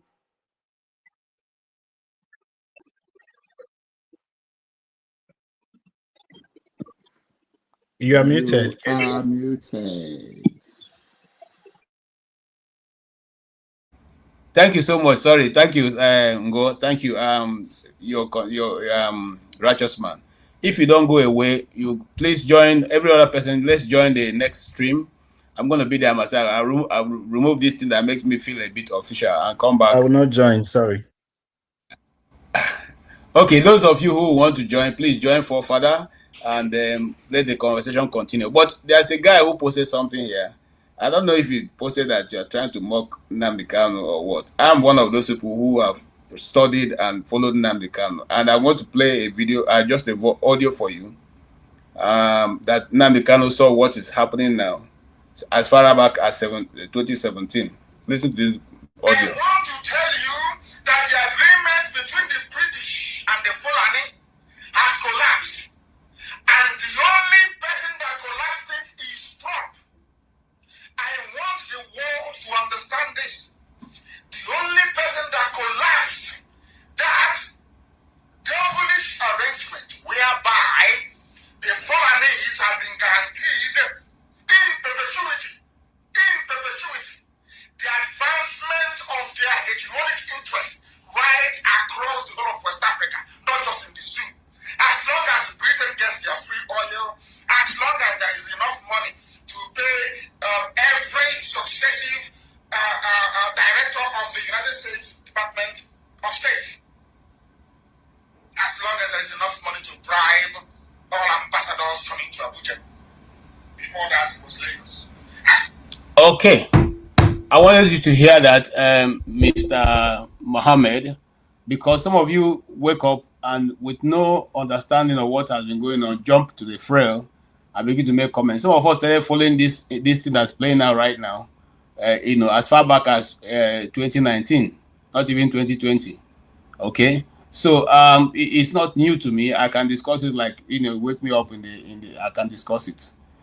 But having said that, let's not be taken away from all the good contributions people have made today by that on the text. I want to thank everybody who has been with us. I'm trying to cut it short. I know I see Forefather, but like I said, I'm going to let him come into his show and make all his connection or contribution there. We have a new member from our YouTube page, and yes, I want to thank you for connecting with us. We see you and we shake our shakere for you. Great for being with us. Thank you so much. We appreciate you. And then those who have contributed, the guy from the UK, Tedo 9419. Thank you so much for your contribution. Thank you also for show. Thank you for African logic frequency. Thank you. We really participated. I've not seen it before, but I appreciate the way you participated, whether it was in support of what we are doing or not. Your views are very, very, welcome. You own them. You have the right to express them. Thank you. You contributed, 3 times, 4 times, 5 times. You have been the man for the day. Thank you so much. People like you that help us to keep this channel running. Thank you so much. Oh, wow. More than 4, 5, 6, 7, 8. Great guy. Thank you. I really appreciate, what you've done today for us. And every one person who has commented, all Napolitis, say sometimes you do overjive, but it's okay. Thank you so much. Thank you, Pansa. Thank you, every one single person who has been here. Even Mohammed, thank you. Thank you, forefather for being in. Sorry, I'm not meaning to. I just want to clear for you so that you come in. That's the only reason why I'm not bringing you in. And I wanted to end the program just 3 hours. Unfortunately, we have crossed a bit of that. So I appreciate all of you, your time and your treasure, because being on the program from Nigeria is a lot of money. You know, being also here is also a lot of time, because if you leave Nigerian shores, what matters to you most is the time you spend. Time is what they charge. Time is so precious outside of the shores of Nigeria. But within the shores of Nigeria, both your time and your money is what you put, you know, to be on this show, and we really appreciate it. Without you, there will be no show. We'll only be talking to ourselves and hearing ourselves. I appreciate you guys. Now, my roundup will be this. Thank you, everybody. Really appreciate. Okay. And that's going to be my roundup. You see, no matter what we feel about mineral resources or not mineral